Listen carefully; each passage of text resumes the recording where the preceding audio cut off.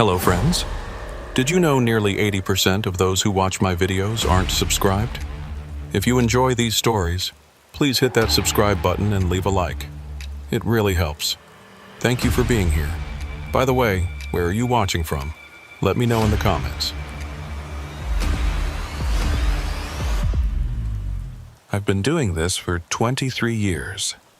23 years driving Interstate 20 back and forth across Texas until I know every exit sign, every rest stop, every mile marker by heart. But that night, October 14th, 2017, everything was different. My name is Wyatt Briggs. I picked up a load in Pecos, industrial generators, heavy bastards that made the trailer groan with every pothole. The manifest said delivery by 6 a.m. in Abilene, which meant pushing through the night. I didn't mind. Night driving was when I did my best thinking, when the road belonged to truckers and no one else. The sun was already bleeding out across the western horizon when I pulled out of the depot. That particular shade of orange, like rust mixed with fire, always made me uneasy. My old man used to say that when the sky turned that color, the desert was angry. I never put much stock in his superstitions, but that evening, watching that burning orange sky swallow the last of the daylight, I felt something tighten in my chest. The first hour was routine. I-20 stretched out ahead like a black ribbon, the white lines ticking past in rhythm with the engine's growl. The radio played classic country, Waylon Jennings, Willie Nelson, the good stuff. I had a thermos of coffee wedged between my legs, still hot enough to burn my tongue when I took a sip. Around 8 o'clock, I noticed the wind picking up. It started subtle, just a slight buffeting against the trailer, but within 20 minutes it was strong enough to make me adjust my grip on the wheel. The sky had gone from orange to a deep, bruised purple, and I could see dust devils spinning in the scrubland off to the south. Texas dust storms aren't like anything else. I've driven through rain, snow, fog thick enough to cut with a knife. But dust is different. It's alive. It gets into everything. Your cab, your lungs, your head. And when it comes at you at 70 miles an hour on an empty highway, it can make you see things that aren't there. The CB radio crackled. Breaker 19, this is Iron Horse. Anybody got ears out there? I grabbed the handset. This is Longshot. Go ahead, Iron Horse. You eastbound on I-20, Longshot? That's affirmative. Well, you better watch yourself. Weather Service is calling for a big one rolling in from the southwest. Zero visibility, they're saying. Might want to find a place to hole up. I glanced at the clock. 9:15. If I stopped now, I'd miss my delivery window. Appreciate the heads up, Iron Horse. I'll keep an eye on it. Your funeral, brother. Iron Horse out. The radio went silent, except for the low hiss of static. I should have listened to him. Christ. I should have pulled into the next truck stop and waited it out. But I had bills piling up, an ex-wife who needed her alimony check, and a dispatch supervisor who'd made it clear that missing deadlines meant finding a new job. So I kept driving. The wind got worse. By 9:30, tumbleweeds were rolling across the highway like bowling balls, and I had to swerve twice to avoid them. The sky had gone completely black. Not night black, but something deeper, like looking into a well with no bottom. No stars, no moon. Just that blackness pressing down on everything. That's when I saw the first real sign of the storm. On the horizon, perhaps 5 miles away, a wall of dust was visible. At first, I thought it was just a trick of the darkness, but then my headlights caught it. A massive, churning cloud stretching from the ground to some point in that black sky. It looked solid, as if you could drive your truck right into it and it wouldn't stop you. The hair on my arms stood up. I'd seen dust storms before, plenty of them, but nothing like this. This was biblical. This was the kind of thing that made ancient people invent gods. I thought about turning around. There was an exit about 10 miles back, a little nothing town called Stanton with a gas station and a diner. I could park there, grab some food, wait for the storm to pass. It was the smart thing to do. But something kept me going. Maybe it was stubbornness. Maybe it was pride. Or maybe, and this is what I think about late at night when I can't sleep, maybe it was something else. Something in that storm calling to me. The wall of dust kept getting closer. I could see it now in detail, the way it rolled and twisted, the darker shapes inside it that might have been debris or might have been something else. The temperature in the cab dropped about 10 degrees in as many minutes. I turned the heat on, but it didn't help. The cold wasn't coming from outside. At 10 o'clock, the storm hit.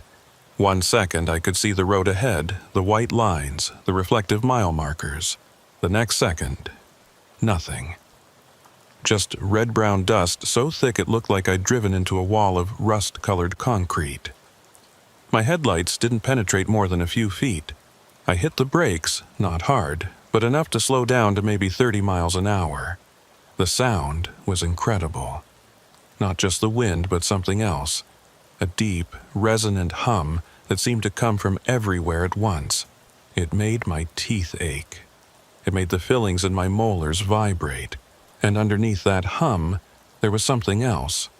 Something that sounded almost like voices, but too low and too far away to make out words. I turned on the CB, thinking maybe someone else was out here. Maybe I could get a position check. But all I got was static. Not normal static either. This was rhythmic, pulsing, like breathing, like something on the other end of the radio was listening. "Hello?" I said into the handset. "This is Longshot on I-20 eastbound. Anybody out there?" The static pulsed.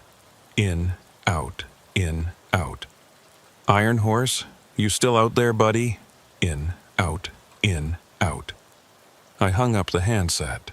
My hand was shaking. The dust was so thick now that I couldn't see the hood of my own truck. I was driving blind, keeping the wheel straight and hoping like hell that I was still on the road. Every few seconds, something would thump against the trailer. Probably tumbleweeds, I told myself. Just tumbleweeds. That's when I saw the first set of lights.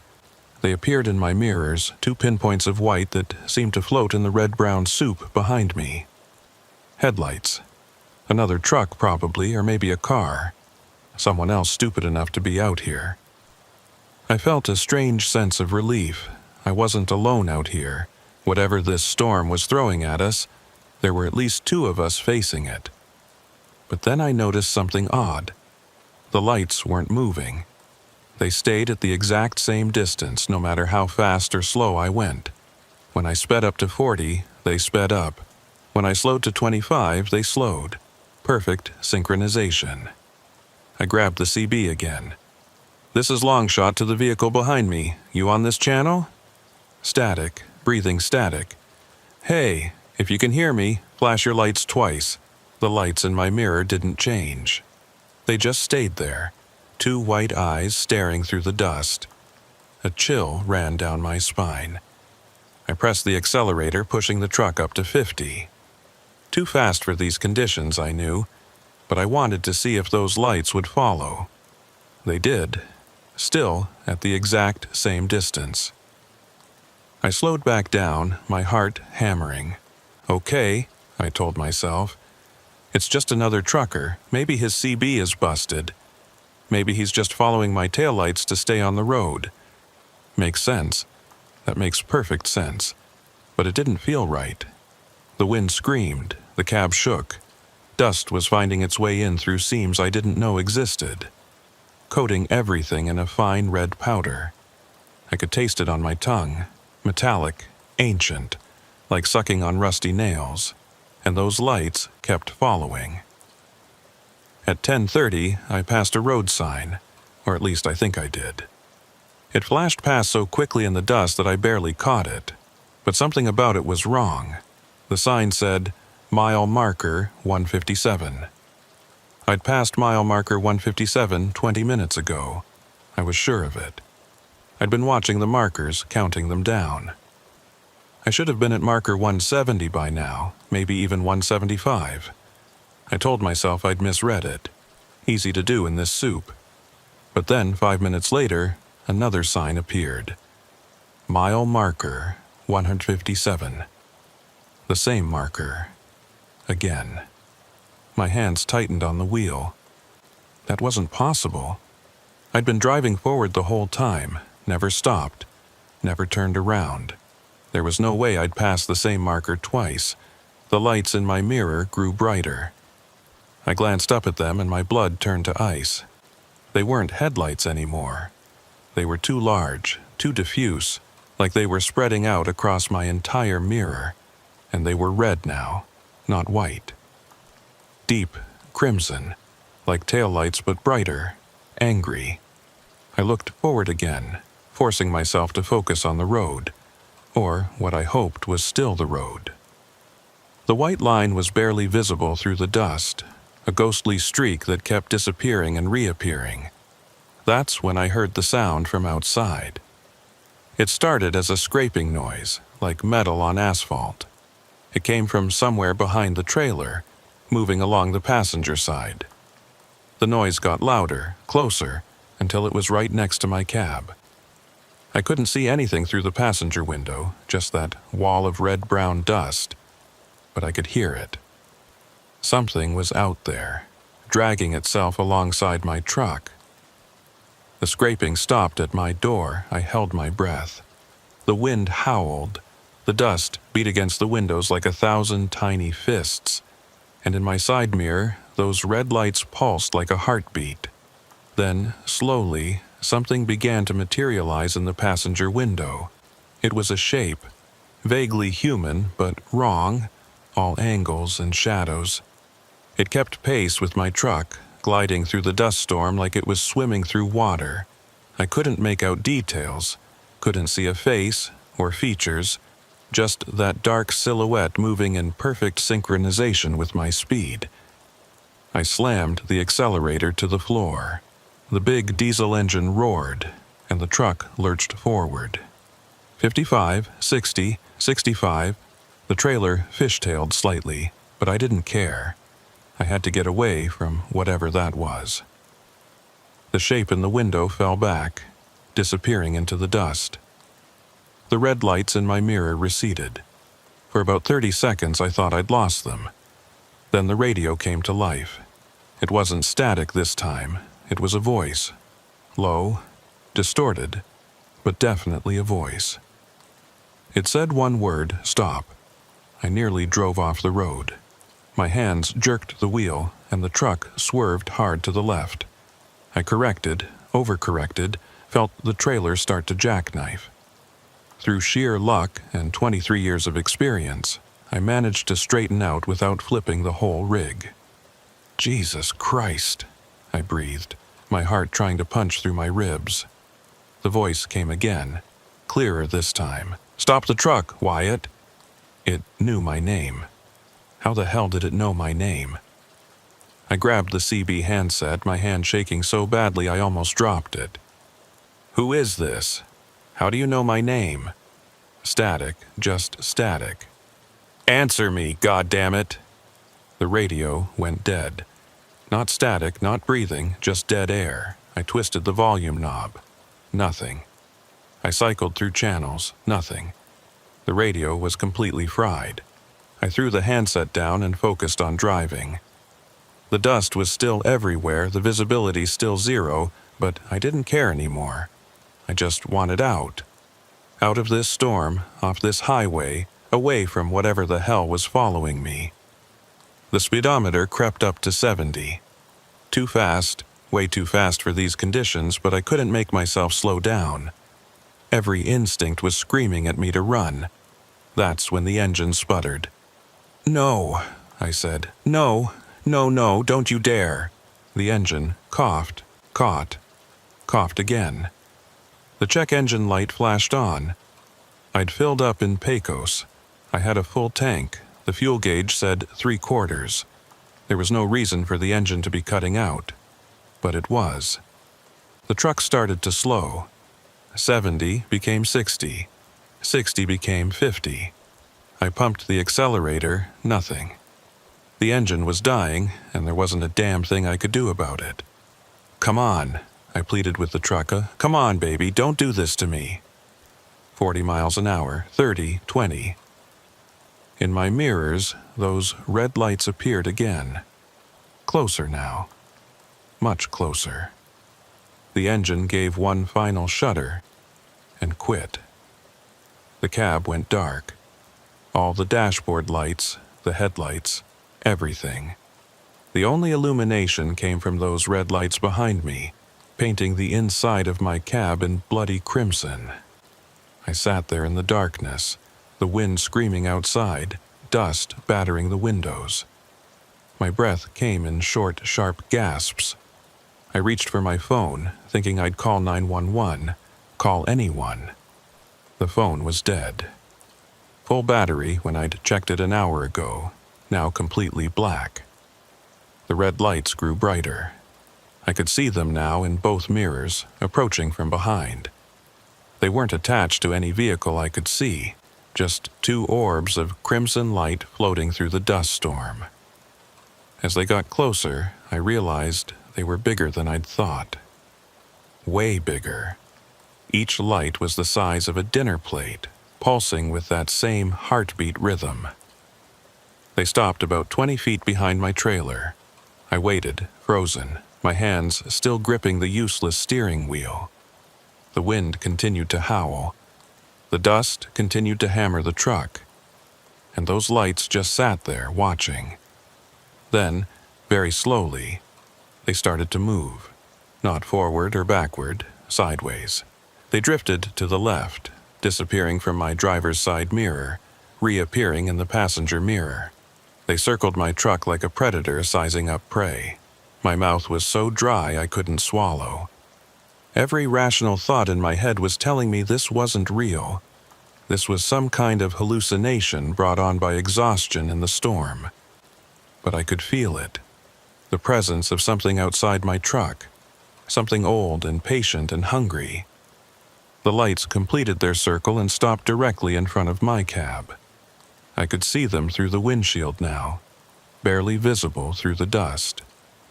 They hung there in the air, maybe 10 feet off the ground, pulsing, watching. I don't know how long we stayed like that. Could have been seconds, could have been hours. Time felt wrong, elastic, like it was stretching and compressing randomly. Then the lights rushed forward.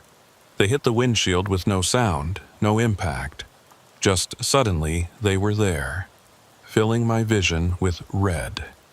The glass didn't break, nothing touched me, but I felt something, a cold that went deeper than skin, deeper than bone. It felt like fingers made of ice water reaching into my chest and squeezing my heart. I screamed. I think I screamed. The sound might have only been in my head. And just as suddenly as it started, it stopped. The lights were gone. The darkness was complete. I couldn't see anything, couldn't hear anything except my own ragged breathing and the wind outside. Then, with a shudder and a cough, the engine turned over. All the lights in the cab flashed on. The radio blared static. The check engine light was dark. It was like nothing had happened. I sat there, trembling, staring at the dashboard. My hands were still locked on the wheel in a death grip. Very slowly, I pried my fingers loose. They ached from how hard I'd been holding on. The dust storm was already starting to clear. I could see the road ahead now, the white lines, a green exit sign maybe half a mile up. The storm was blowing east, moving away from me with that same impossible speed it had arrived with. I put the truck in gear and drove. I didn't think. I didn't analyze. I just drove, keeping my eyes locked on that exit sign like it was a lighthouse and I was drowning. The exit led to a truck stop. Lonnie's 24-hour, the sign said. I pulled into the lot and parked in the first available space. My whole body was shaking. I tried to light a cigarette 3 times before I could hold the lighter steady enough. There were maybe 6 other trucks in the lot.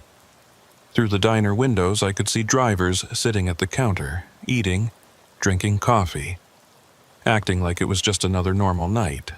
I wanted to go in there, tell them what I'd seen, but I knew how it would sound. Crazy. It would sound crazy. I checked my phone. It was working again. 11:47 p.m. I'd been on that highway in that storm for less than 2 hours. It had felt like days. I called dispatch, told them I'd had mechanical trouble and would make the delivery first thing in the morning. The supervisor wasn't happy, but he didn't push it. Said to get some rest and hit the road at dawn. I didn't sleep that night. I sat in my cab, smoking, watching the eastern horizon where the storm had disappeared. Every now and then I'd see distant lightning, red lightning, not white. And sometimes in the flashes, I thought I could see shapes moving inside the clouds. Shapes that looked almost like trucks, but wrong somehow, distorted. At 5 a.m., I started the engine and headed for Abilene. The delivery went fine. The customer signed the paperwork. Everything was normal. But I couldn't stop thinking about those red lights, about that voice on the radio that knew my name, about that moment when time stopped and something looked inside me. I drove I-20 3 more times over the next month. I told myself I wasn't looking for anything, but that was a lie. Every time dusk started to fall and that burning orange sky appeared, I'd find my hands tightening on the wheel.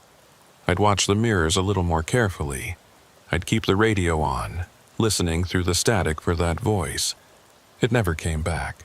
But sometimes, late at night when I'm driving that empty stretch between Pecos and Abilene, I see something in my mirrors. Just a flicker. Just for a second. 2 points of light that might be headlights, or might be something else.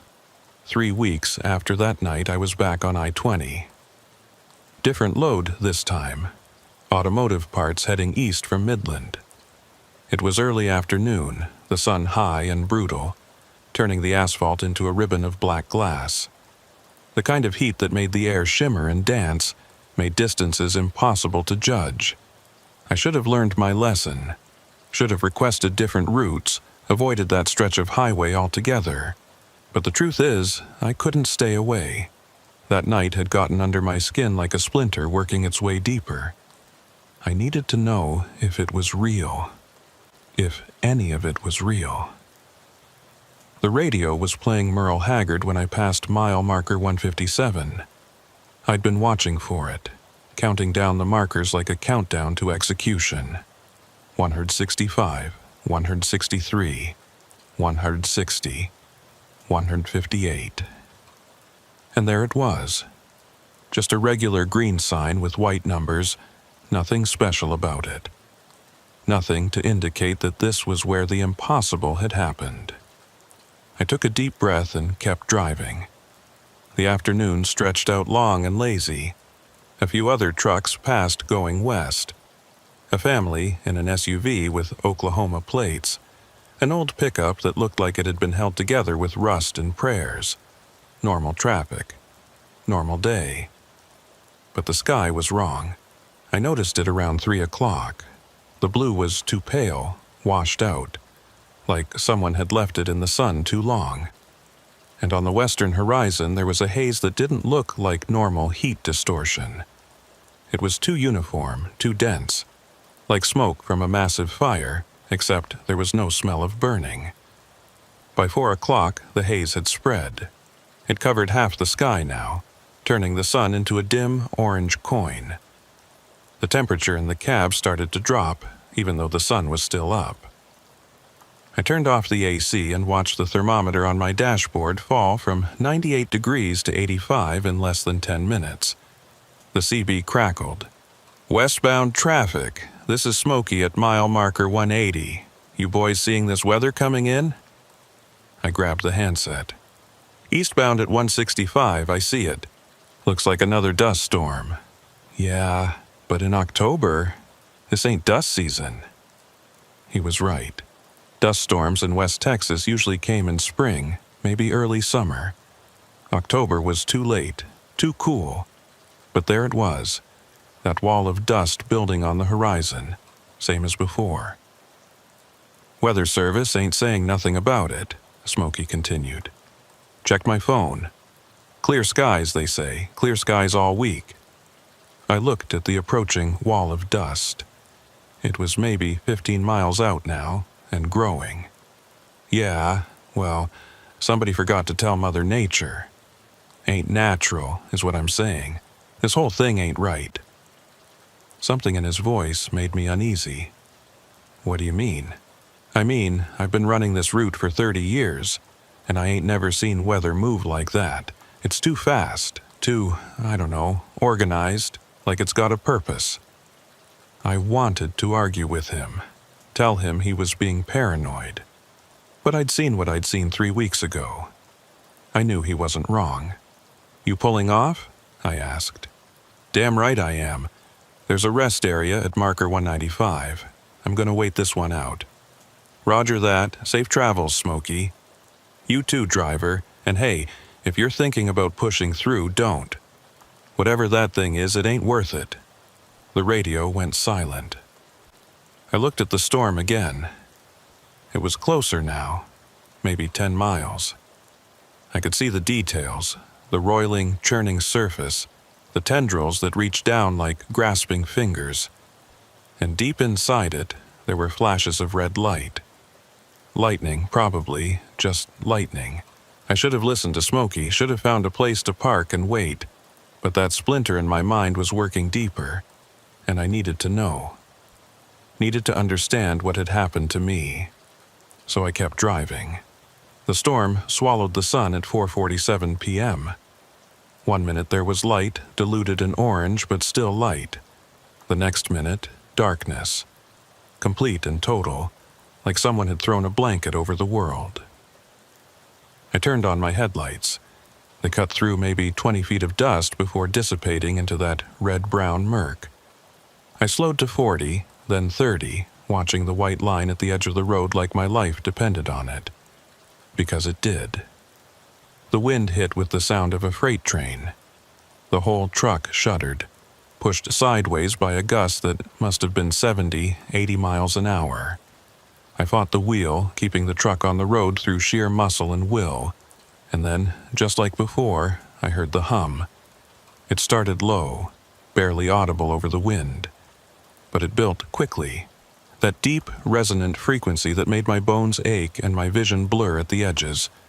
I could feel it in my chest, in my skull, in the roots of my teeth. Not again, I whispered. Please, not again. The radio clicked on by itself. Static at first, that same breathing rhythm. In, out, in, out. Then, cutting through the static, a voice. But not the same voice from before. This was different, higher, younger, desperate. Help me. My hands jerked on the wheel. Who is this? Please, I'm lost. I can't find the road. Help me. It sounded like a kid. A teenage boy, maybe, scared and alone. Every instinct told me this was wrong, this was a trick, but what if it wasn't? What if there really was someone out there in this storm? Where are you? I asked into the handset. I don't know. I can't see anything. Please, I see your lights. I'm right behind you. I checked my mirrors. Nothing but dust and darkness.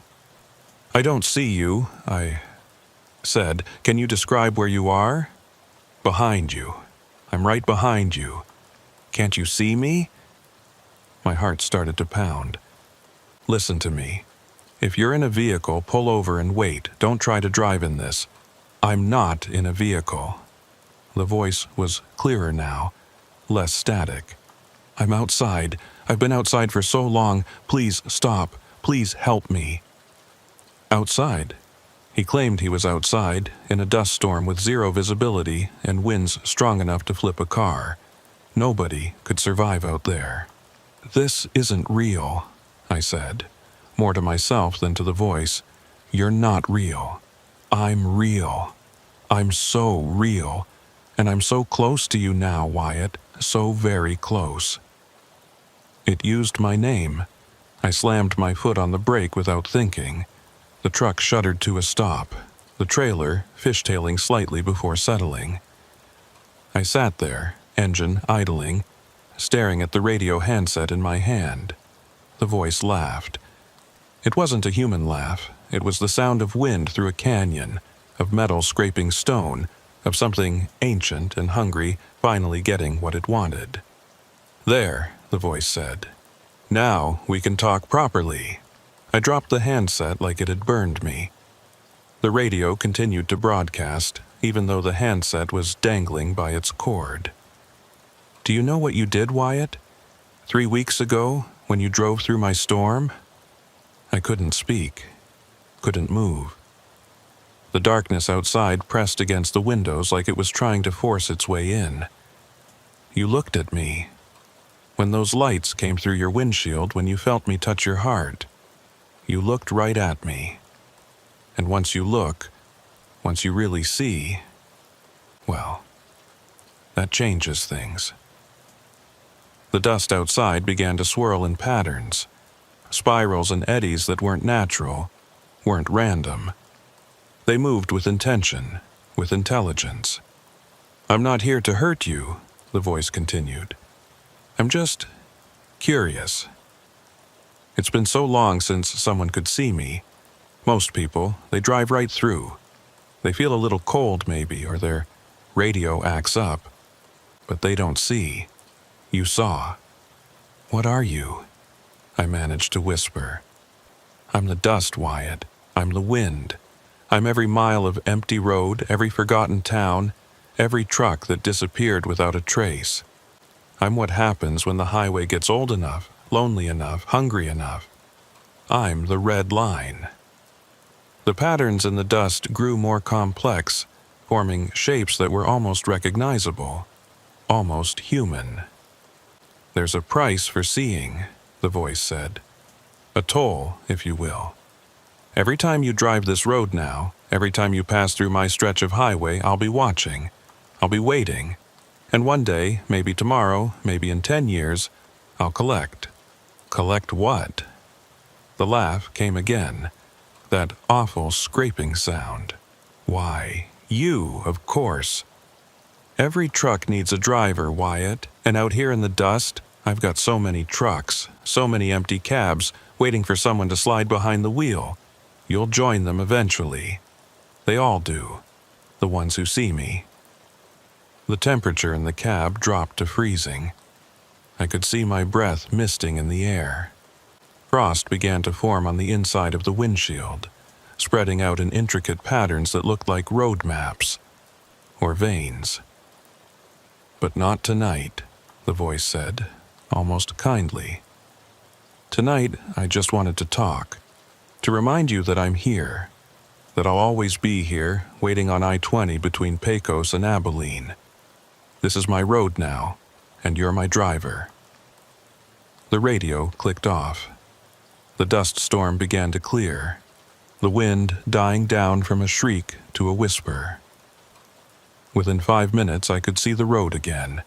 The stars were coming out overhead, bright and cold and indifferent. I sat there for a long time, engine idling, trying to process what had just happened. My hands wouldn't stop shaking. I felt hollowed out, like something had reached inside me and scooped out everything important. When I finally started driving again, I noticed something strange. The check engine light was on, and the fuel gauge had dropped from 3/4 to 1/4. I'd been stopped for maybe 10 minutes, but hours of fuel had vanished.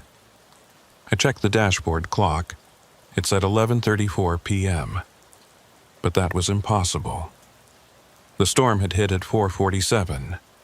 I'd stopped maybe 5 minutes later. Even accounting for the time sitting there after the voice stopped talking, it couldn't be later than 6, maybe 7 at the latest. 6 hours. Somewhere, somehow, 6 hours had disappeared. I drove the rest of the way to my delivery point in silence. When I got there, a warehouse on the outskirts of Fort Stockton, the night manager took one look at me and asked if I was okay.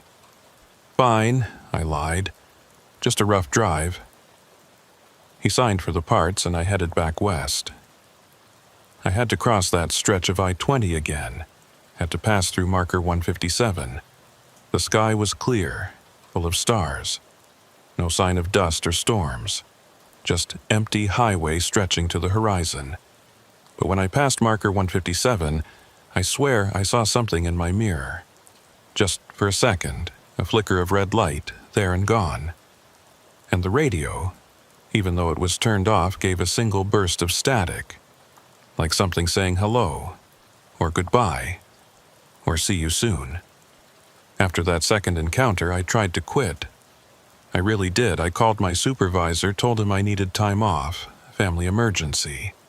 He wasn't happy. I had 3 scheduled runs the following week, but he approved it. 1 week, 7 days to get my head straight, to figure out what the hell was happening to me. I spent the first 2 days drinking. Not proud of it, but that's the truth. I holed up in my apartment in Odessa and tried to drown the memory of that voice. Those red lights, the missing 6 hours. It didn't work. The whiskey just made the memories sharper, more vivid. On the 3rd day, I decided to do some research. I'm not much for computers, never have been, but I drove to the public library and spent 4 hours searching through newspaper archives, trucking forums, anything I could find about I-20 and strange occurrences. What I found didn't make me feel better. There were stories going back decades. Truckers who'd disappeared on that stretch of highway, their rigs found abandoned, engines still running, no sign of the drivers. Unexplained accidents where trucks had simply driven off the road for no apparent reason, the drivers found dead in their cabs with expressions of terror on their faces. Reports of ghost lights, phantom vehicles, voices on the CB that shouldn't be there. Most of it was dismissed as urban legend, the kind of spooky stories truckers tell each other to pass the time. But buried in all that folklore, I found something that made my blood run cold. It was a forum post from 2003, written by a driver named Marcus Lawson. He described driving through a dust storm on I-20, seeing red lights in his mirrors, hearing voices on his radio. The post was rambling, barely coherent, but one line stood out.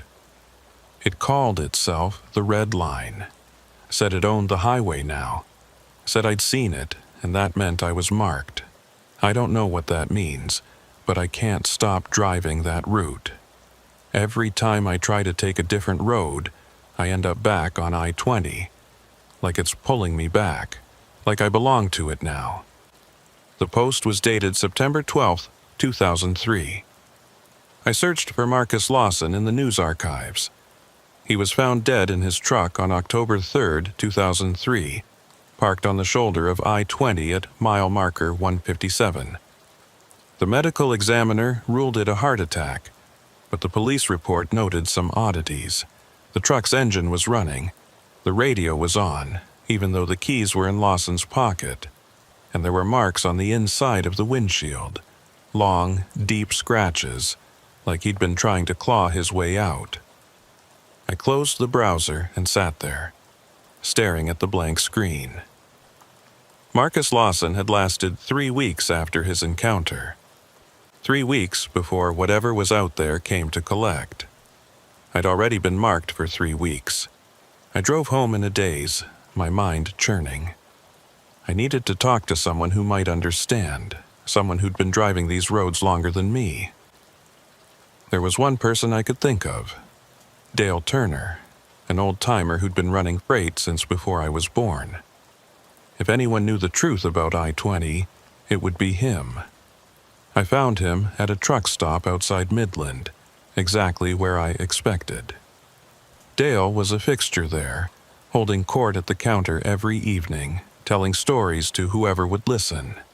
He was in his 70s, a weathered man with skin like old leather and eyes that had seen too much. I slid onto the stool next to him and ordered coffee I didn't want. "Wyatt Briggs," he said, without looking at me. Heard you've been having some trouble out on the highway." I didn't ask how he knew. Truckers talk. Word gets around. "I need to ask you some questions." Figured you might. He took a sip of his coffee. "Go ahead. The red line, what is it?" Dale went very still. For a long moment he didn't say anything. Then he set down his cup carefully, like it was made of glass. "Where'd you hear that name?" "It told me, out in the dust storm 3 weeks ago. It said it was the red line, and that I'd seen it, and that meant something. I need to know what." Dale studied my face. Whatever he saw there made him nod slowly. "All right, but not here, come on." We went out to his truck, an ancient Peterbilt that looked like it had survived the apocalypse. Dale climbed into the cab, and I followed. He pulled out a flask and took a long swallow before offering it to me. I accepted, the whiskey burning all the way down. "The red line," Dale began, "is what we used to call the dead zone. That stretch of I-20 between Pecos and Abilene. It wasn't always bad. Hell, 30 years ago it was just highway like any other. But something changed. Started in the early 90s, I think, maybe late 80s. What changed? Accidents, disappearances. At first it was just bad luck, weather, mechanical failures, driver error. But there were too many. Way too many for one stretch of road. And they all had things in common. Like what? Dust storms. Even when the weather service said it was clear. Red lights that showed up in mirrors but never matched to any vehicle. Voices on the CB, and the marks. Marks? Dale reached into his glove box and pulled out a photograph. It was old, faded, but clear enough. It showed a stretch of asphalt with dark stains on it. Long, parallel lines that looked almost like tire tracks, except they were the wrong color. Too dark. Almost black. "Chain marks," Dale said. "That's what some of the old-timers called them. They show up after the storms, after someone goes missing. Like something was dragging heavy chains across the road. Except no chains ever leave marks like that. Too straight, too perfect." I looked at the photo, my stomach churning. "What makes them?" "Same thing that talks on the radio. Same thing that shows up in your mirrors. The red line ain't a place, Wyatt. It's a thing, an entity, something that lives in the highway itself." "That's impossible." "Is it?" Dale took another pull from his flask. "Roads are strange things. They connect places, sure, but they also separate them. They carve through the landscape, dividing what was whole. And old roads that have seen enough death, enough loneliness, enough despair, they can wake up. They can become something more than just asphalt and paint." "That's insane." "Maybe, but you've seen it, you've heard it, and now you're marked, same as Marcus Lawson, same as Tommy Haze, same as every poor bastard who looked too close and saw what was really out there." I wanted to argue, but I couldn't. I'd felt it. That presence in the storm, that intelligence behind the red lights. It was real. As real as the truck I drove, the coffee I drank, the ground under my feet. "How do I get unmarked?" I asked. Dale shook his head. "You don't. Once the red line has your scent, it doesn't let go. Best you can do is avoid that stretch of highway. Stay off I-20. Take the long way around." "For how long?" "Forever, if you want to keep breathing." I stared out the windshield at the darkening sky. Forever. Never drive that route again. Never cross that section of highway. It would mean changing jobs, maybe changing my whole life. But if it kept me away from that thing... "Others have tried," Dale said quietly. "Tried to avoid it. Didn't work. The highway always pulls them back. One way or another, they end up on I-20. And when they do..." He didn't finish the sentence. He didn't have to. "There's one other thing," Dale continued. "The missing time. You said you lost 6 hours. Yeah. How did you... Because everyone who survives an encounter loses time. Could be minutes, could be hours. Marcus Lawson lost 3 days. Just vanished off the face of the earth for 3 days, then turned up in his truck like nothing happened. No memory of where he'd been." "Where do we go? During the missing time?" Dale's face went pale. "That's the question, isn't it? Some folks think the red line takes you somewhere. A place that exists alongside the highway but not quite in the same world. A place where it keeps all the trucks it's collected, all the drivers it's claimed. A phantom freight yard that stretches on forever. That's just a story, right?" Dale didn't answer. He just took another drink and stared out at the gathering darkness. I left Dale's truck feeling worse than before. If he was right, if the red line really did mark people, claim them, pull them back no matter how hard they tried to stay away, then I was already dead, just waiting for the final collection. But I'm stubborn. My old man used to say I was too stubborn to die, and maybe he was right. I decided I wouldn't go down without a fight. If the red line wanted me, it would have to work for it. I went back to work the following week, but I requested different routes, different highways. I-10, I-40, US 287, anywhere but I-20. My supervisor grumbled about it, said I was being difficult, but he approved the changes. For 2 weeks, it worked. I drove thousands of miles without seeing a single dust storm, without hearing a single strange voice on the radio. I started to think maybe I'd beaten it. Maybe I was the exception, the one who got away. Then came the night of November 8th. I was hauling refrigerated goods from El Paso to Oklahoma City, a straight shot up US 287. It was a clear night, no weather in the forecast, no problems expected. I was making good time, already past Amarillo, when the GPS suddenly rerouted. "In 500 feet, exit right onto I-20 East," the mechanical voice announced. I stared at the screen. That couldn't be right. I-20 was nowhere near my route. I-20 was 100 miles south. "Recalculating," I said, canceling the route and re-entering my destination. The GPS thought for a moment, then, "In 300 feet, exit right onto I-20 East." A chill ran down my spine. I looked at the road signs ahead. Sure enough, there was an exit coming up, but the sign didn't say I-20.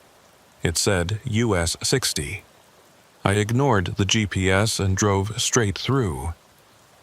For about 10 minutes, everything seemed fine. Then the GPS spoke again. "You are on I-20 East." "No, I'm not," I said to the empty cab. "I'm on 287. But when I looked at the mile markers, my blood turned to ice. Mile marker 157. I was on I-20. Somehow, impossibly, I was back on that cursed stretch of highway. But I hadn't exited. I hadn't turned. I'd been driving straight the entire time. The red line had pulled me back. And that's when I saw the dust on the horizon. The storm came fast. Faster than last time. Faster than should be possible. One moment the sky was clear, stars bright overhead. The next moment, a wall of dust so massive it blotted out half the horizon. I floored the accelerator. The truck surged forward, the speedometer climbing past 70, 80. I knew it was useless. The storm had chased me down twice before. But I had to try, had to fight. The storm caught me at marker 162. The darkness came all at once, like a curtain falling. The headlights showed nothing but churning dust. The wind slammed into the truck hard enough to push it sideways. I corrected, overcorrected, felt the whole rig start to sway. And then I heard it, not on the radio this time. This was coming from outside, all around me. the voice of the red line, vast and terrible and patient. There you are. The red lights appeared in my mirrors, both sides this time, boxing me in. They pulsed with that heartbeat rhythm, and now I could see they weren't lights at all. They were eyes. Enormous eyes made of dust and darkness and something older than the highway itself. "You tried to run," the voice said. It sounded amused. "I appreciate that. Most don't even try. But you must understand by now. There's no running from what you've seen, what you've become." "I'm not yours," I said through gritted teeth. "You don't own me." The laugh came, that awful scraping sound. "Oh, Wyatt, I've owned you since the moment you looked at me. Since the moment your heart touched mine through the glass. You're part of the red line now. You always were." The temperature dropped. Frost spread across the windshield in patterns that looked like roads, like intersections, like the entire highway system rendered in ice. "Do you know what I am?" the voice asked. "Really? You're a ghost story. A hallucination. You're not real. I'm more real than you. I'm the sum of every mile driven in loneliness, every hour spent staring at an empty road, every thought of driving off into the desert and never coming back. I'm the weight of isolation, the madness of distance. I'm what the highway becomes when it's been empty long enough." The dust outside formed shapes. I could see them now. Trucks, dozens of them, hundreds maybe. Phantom vehicles made of swirling dust, driving alongside me, matching my speed. And in the cabs I could see silhouettes. Drivers who'd never left the highway. "Marcus Lawson is here," the voice said. "Tommy Haze, Sarah Jennings, Roy McKenzie, all the drivers who saw me, who tried to run. They're all part of the red line now, driving forever, keeping the highway alive. No. Yes. And soon you'll join them. Tonight, I think. I've been patient, given you time to understand, but the collection is due." The phantom trucks began to close in. I could hear engines that weren't there, feel the pressure of their mass even though they were made of nothing but dust. They surrounded me, hemming me in, guiding me toward something I couldn't yet see. "Where are you taking me?" "To the freight yard. The place where the marked drivers go. It exists alongside the highway, Wyatt. Just a little bit to the left of reality. You'll like it there. No traffic, no deadlines. Just endless driving, forever and ever. Fuck you." I yanked the wheel hard to the right, aiming for what I hoped was the shoulder. The truck lurched, tires screaming. For a moment I thought I'd make it. Thought I'd break free of the phantom convoy. Then the chain marks appeared. They materialized on the road ahead, those long, dark streaks Dale had shown me in the photograph. Except these weren't old stains. These were fresh, smoking, like they'd been burned into the asphalt, and they were moving. The marks slithered across the road like snakes, forming patterns, forming symbols. They spiraled and crossed and knotted together until they created something that looked almost like a door, a gap in reality, shimmering with red light. "There it is," the voice said softly. "The entrance to the freight yard. Drive through, Wyatt. Join your brothers and sisters. Become part of the red line." The phantom trucks pushed closer, forcing me toward the door. I could see through it now, see what waited on the other side. An endless parking lot filled with trucks. Thousands of them, tens of thousands, all coated in red dust. And in every cab a driver sat motionless, hands on the wheel, eyes fixed on nothing. "No," I whispered. "No, please." "It's not so bad," the voice said. "You'll never be lonely again. Never tired, never bored. Just you and the highway forever." I was 10 feet from the door when I saw him. Dale Turner. He was standing on the shoulder, just visible through the dust. But this was wrong. Dale was alive, back at the truck stop in Midland. Except the figure I saw wasn't quite Dale. It was a version of him, decades younger, wearing clothes from another era. The figure raised one hand, not a wave, a warning. And that's when I understood. Dale hadn't just known about the red line. He'd survived it. Somehow, impossibly, he'd been marked and escaped. That's why he knew so much. That's why he'd shown me the photograph, told me the stories. He'd been trying to prepare me for this moment. I thought about what he'd said, about the red line being a thing that lived in the highway, that fed on loneliness and isolation, about how it marked people who looked too closely. But he'd also said something else, something I'd almost missed. Old roads that have seen enough death can wake up. Wake up, which meant they could also sleep. I grabbed the CB handset, even though the radio was dead. "You're not the highway," I said. "You're a parasite. Something that infected it, grew in it, fed on it.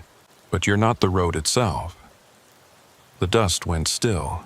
The phantom trucks stopped moving. Even the wind seemed to pause. "You think you understand me?" the voice said, and for the first time I heard uncertainty in it. "You need drivers. You need us to feed you, to keep you real. That's why you mark people. That's why you pull them back. Without drivers, you're just dust. Careful, Wyatt. That's why you haven't collected me yet." 3 weeks, Dale said. "Marcus Lawson lasted 3 weeks. But it's been longer than that for me. Why? Because I keep driving. I keep moving. And as long as I'm moving, as long as I'm still free, I'm more useful to you than I would be trapped in your freight yard." The red lights in my mirrors flickered. The door ahead began to fade. "You're feeding on my fear," I continued. "On my desperation. Every time I drive I-20, every time I pass marker 157, you get stronger. But if I stop being afraid, if I stop giving you power, enough!" The voice was thunder, earthquake, avalanche. The phantom trucks rushed forward, dozens of them, their grills like teeth. The door blazed with red light. The chain marks burned so bright they lit up the dust storm. "You will join the red line," the voice roared. "You will drive for me. You will—" I let go of the wheel. It was insane. Suicidal. At 80 miles an hour, in zero visibility. Letting go of the wheel was a death sentence. But I did it anyway. I took my hands off, put them in my lap, and closed my eyes. "If you want me," I said quietly, "you'll have to take me. I won't drive into your freight yard. I won't join your collection. You can crash my truck, kill me, whatever, but I won't choose it." The cab went silent. The wind stopped. The hum ceased. Even the engine seemed to quiet, though I could still feel it vibrating through the seat. I opened my eyes. The dust was clearing, not slowly this time, all at once, like a curtain being yanked away. The phantom trucks were gone. The door was gone. The chain marks had faded to nothing. I was on I-20, hands in my lap, truck coasting at maybe 30 miles an hour. The road ahead was clear. The stars were out. It was just highway, just empty Texas highway. I grabbed the wheel again, hands shaking so badly I could barely hold on. I looked in the mirrors. Nothing. No red lights. No dust, nothing. The radio clicked on, normal static, no breathing rhythm. Then a voice cut through, but this time it was human, real. "Eastbound traffic at marker 157. This is westbound at 180. You okay out there? Saw some weird weather blow through." I grabbed the handset. "I'm okay, yeah, I'm okay." "Good to hear. Drive safe." "You too." I drove the rest of the way in silence. When I reached my delivery point in Abilene, it was 3:47 a.m. According to my log, I'd left El Paso at 8 o'clock p.m. 7 hours, 47 minutes. No missing time. I'd beaten it.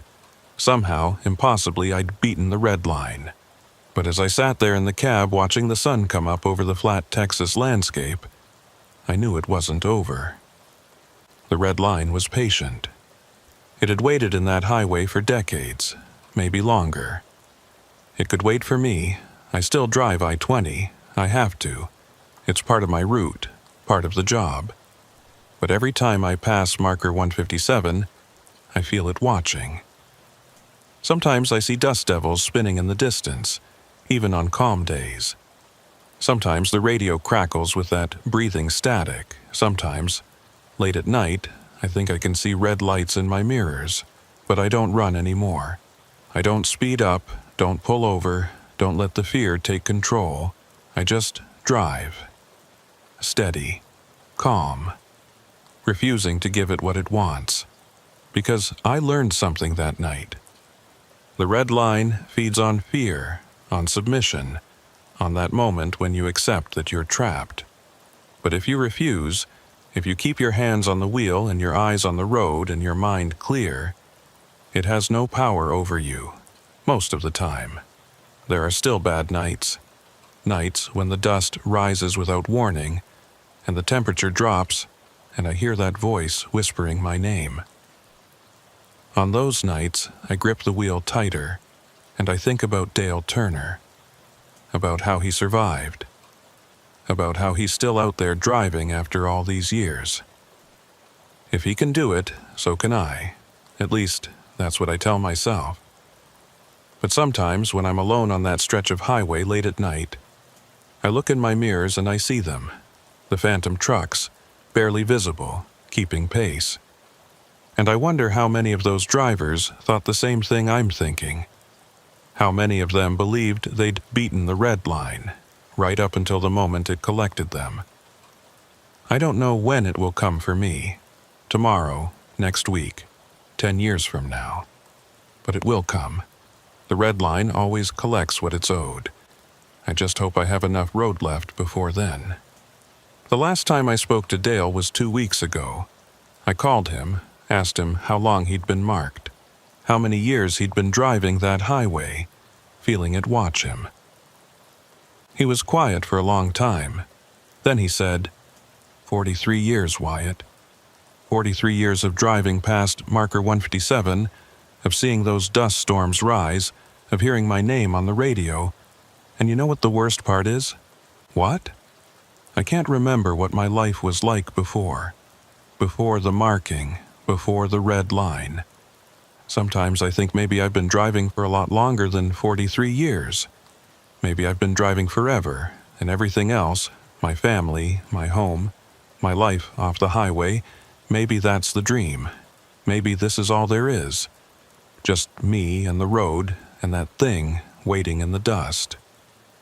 He hung up before I could respond. I haven't been able to reach him since.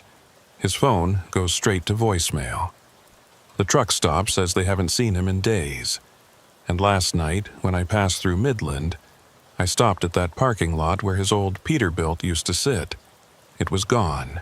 In its place, there was nothing but red dust and a set of chain marks leading off into the desert. So I'm writing this down. All of it.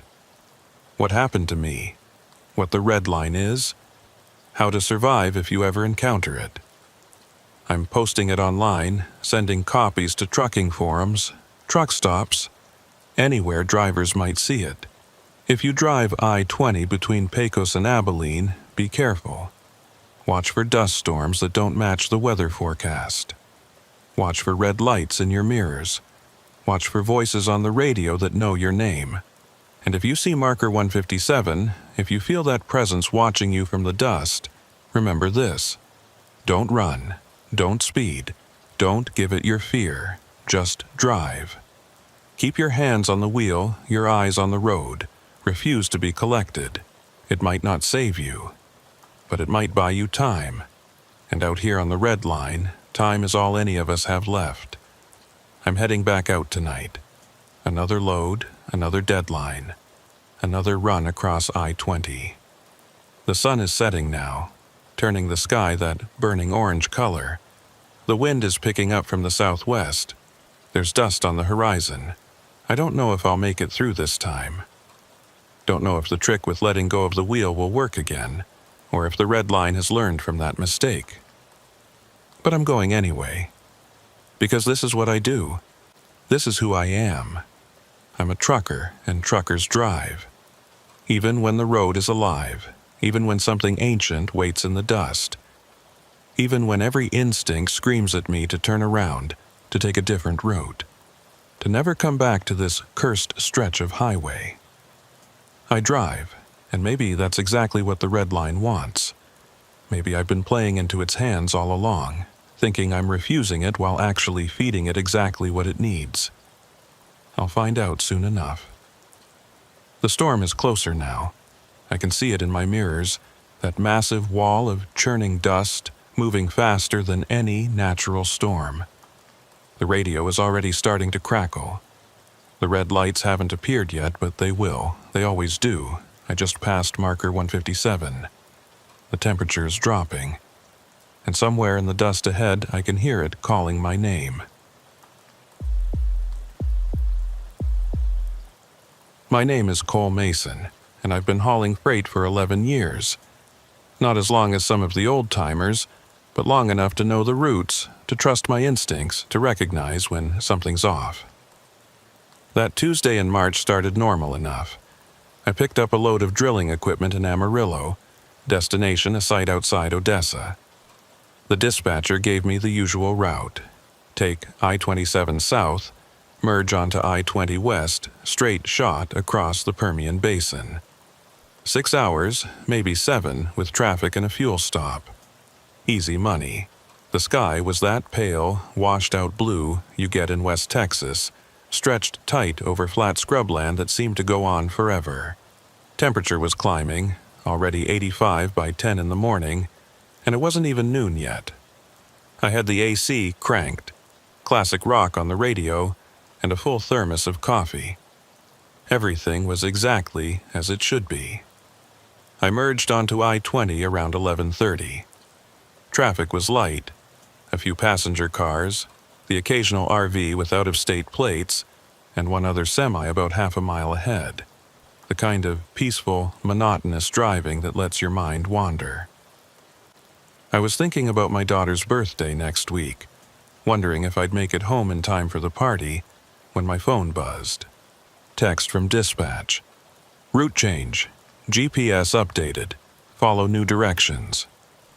I frowned at the screen. Route changes weren't common, but they happened. Road construction, accidents, whatever. I waited for the GPS to recalculate.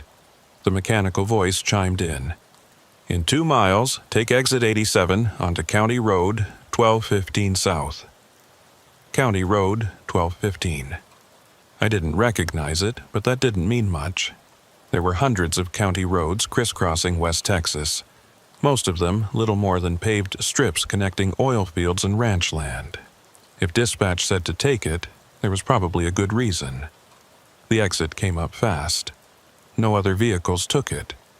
They all continued west on I-20.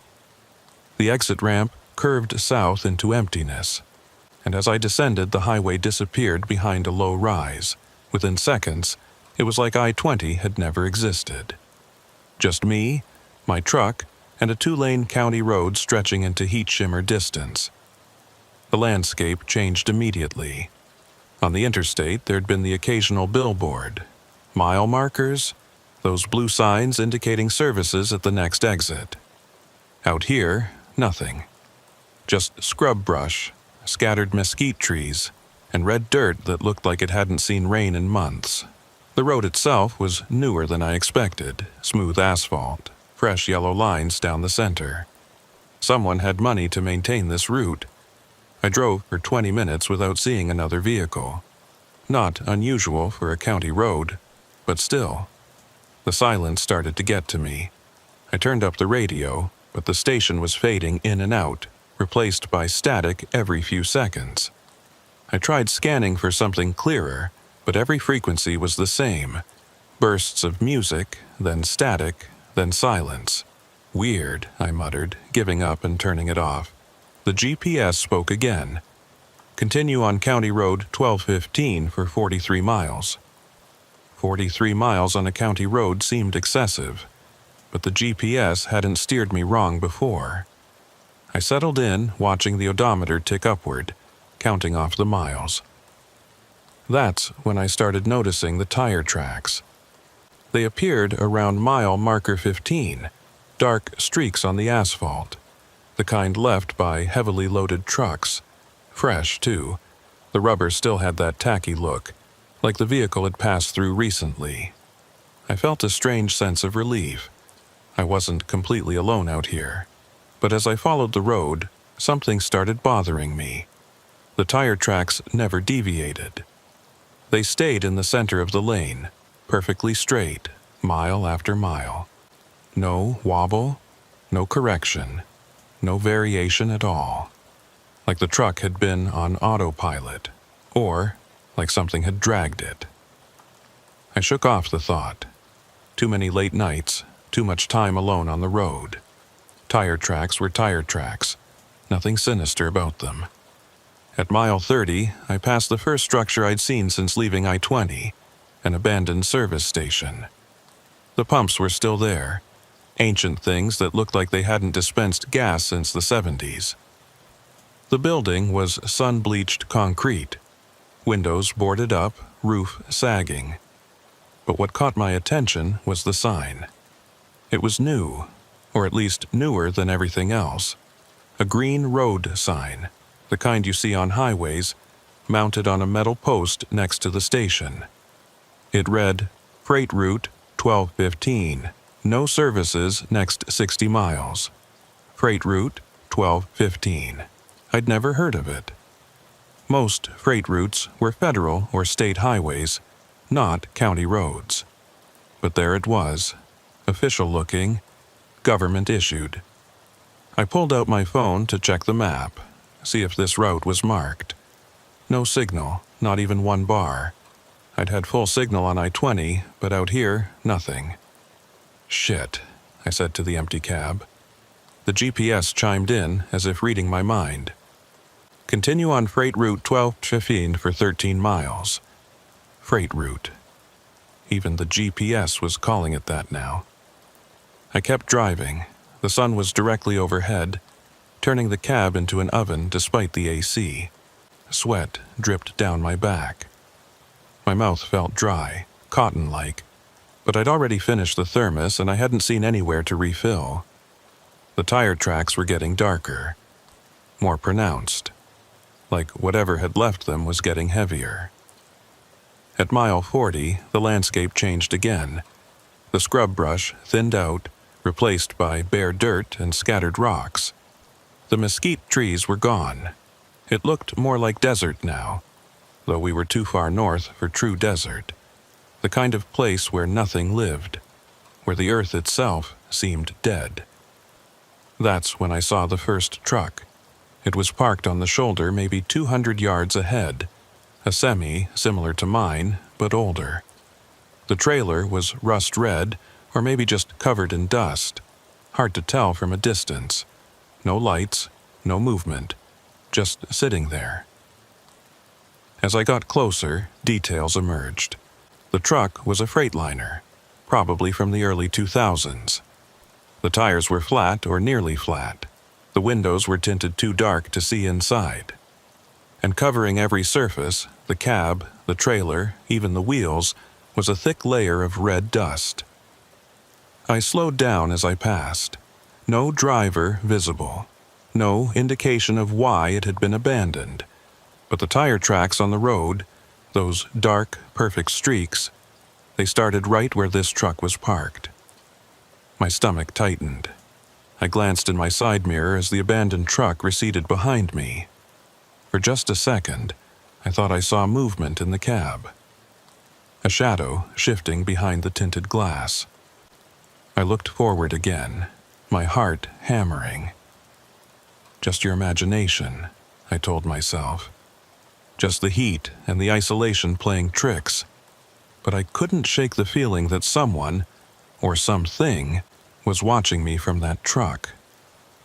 The GPS spoke. In 5 miles, merge onto Route 1215 alternate. Route 1215 alternate? I hadn't seen any indication of an alternate route. No signs, no turnoffs, just this endless straight road. 4 miles later, I saw it. The road forked. The main route continued straight, but a second road, narrower, rougher, branched off to the southwest. There was no sign indicating which way to go, no route markers, nothing. Turn right onto Route 1215 alternate, the GPS instructed. I hesitated. The alternate route looked worse. More cracks in the asphalt, no center line, no shoulder. It disappeared into a heat shimmer about half a mile out, making it impossible to see where it led. But the GPS said to turn, and I'd already come this far. I took the turn. The road immediately got rougher. The smooth ride of the main route gave way to potholes and buckled pavement. The truck bounced and groaned with every irregularity. I had to slow to 40, then 30, just to keep the trailer from fishtailing. The tire tracks were still there. Still perfect. Still dark. 10 minutes into the alternate route, I passed another abandoned truck, then another, then 3 more, all parked at irregular intervals along the shoulder, all covered in that same red dust, all silent, dead, empty. "What the hell is this place?" I whispered. The GPS didn't answer. I'd been driving for over 2 hours since leaving I-20. According to the GPS, I was still 30 miles from Odessa. But something felt wrong. The sun was too low in the sky. It should still be afternoon, but it looked more like late evening. Long shadows stretched across the road, even though it was only 1 o'clock. I checked my phone again. Still no signal, but the clock showed 1:47 p.m., which matched my dashboard.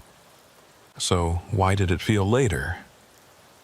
Ahead, the road curved for the first time since I'd taken the exit. A gentle bend to the left, following the contour of a low ridge. As I rounded the curve, I saw something that made my breath catch. A dust storm. It rose from the western horizon like a wall, massive and dark and churning. But it wasn't moving toward me. It was just sitting there, stationary, like it was waiting. "Turn around," I said out loud. "Turn this truck around right now." But even as I said it, I knew I couldn't.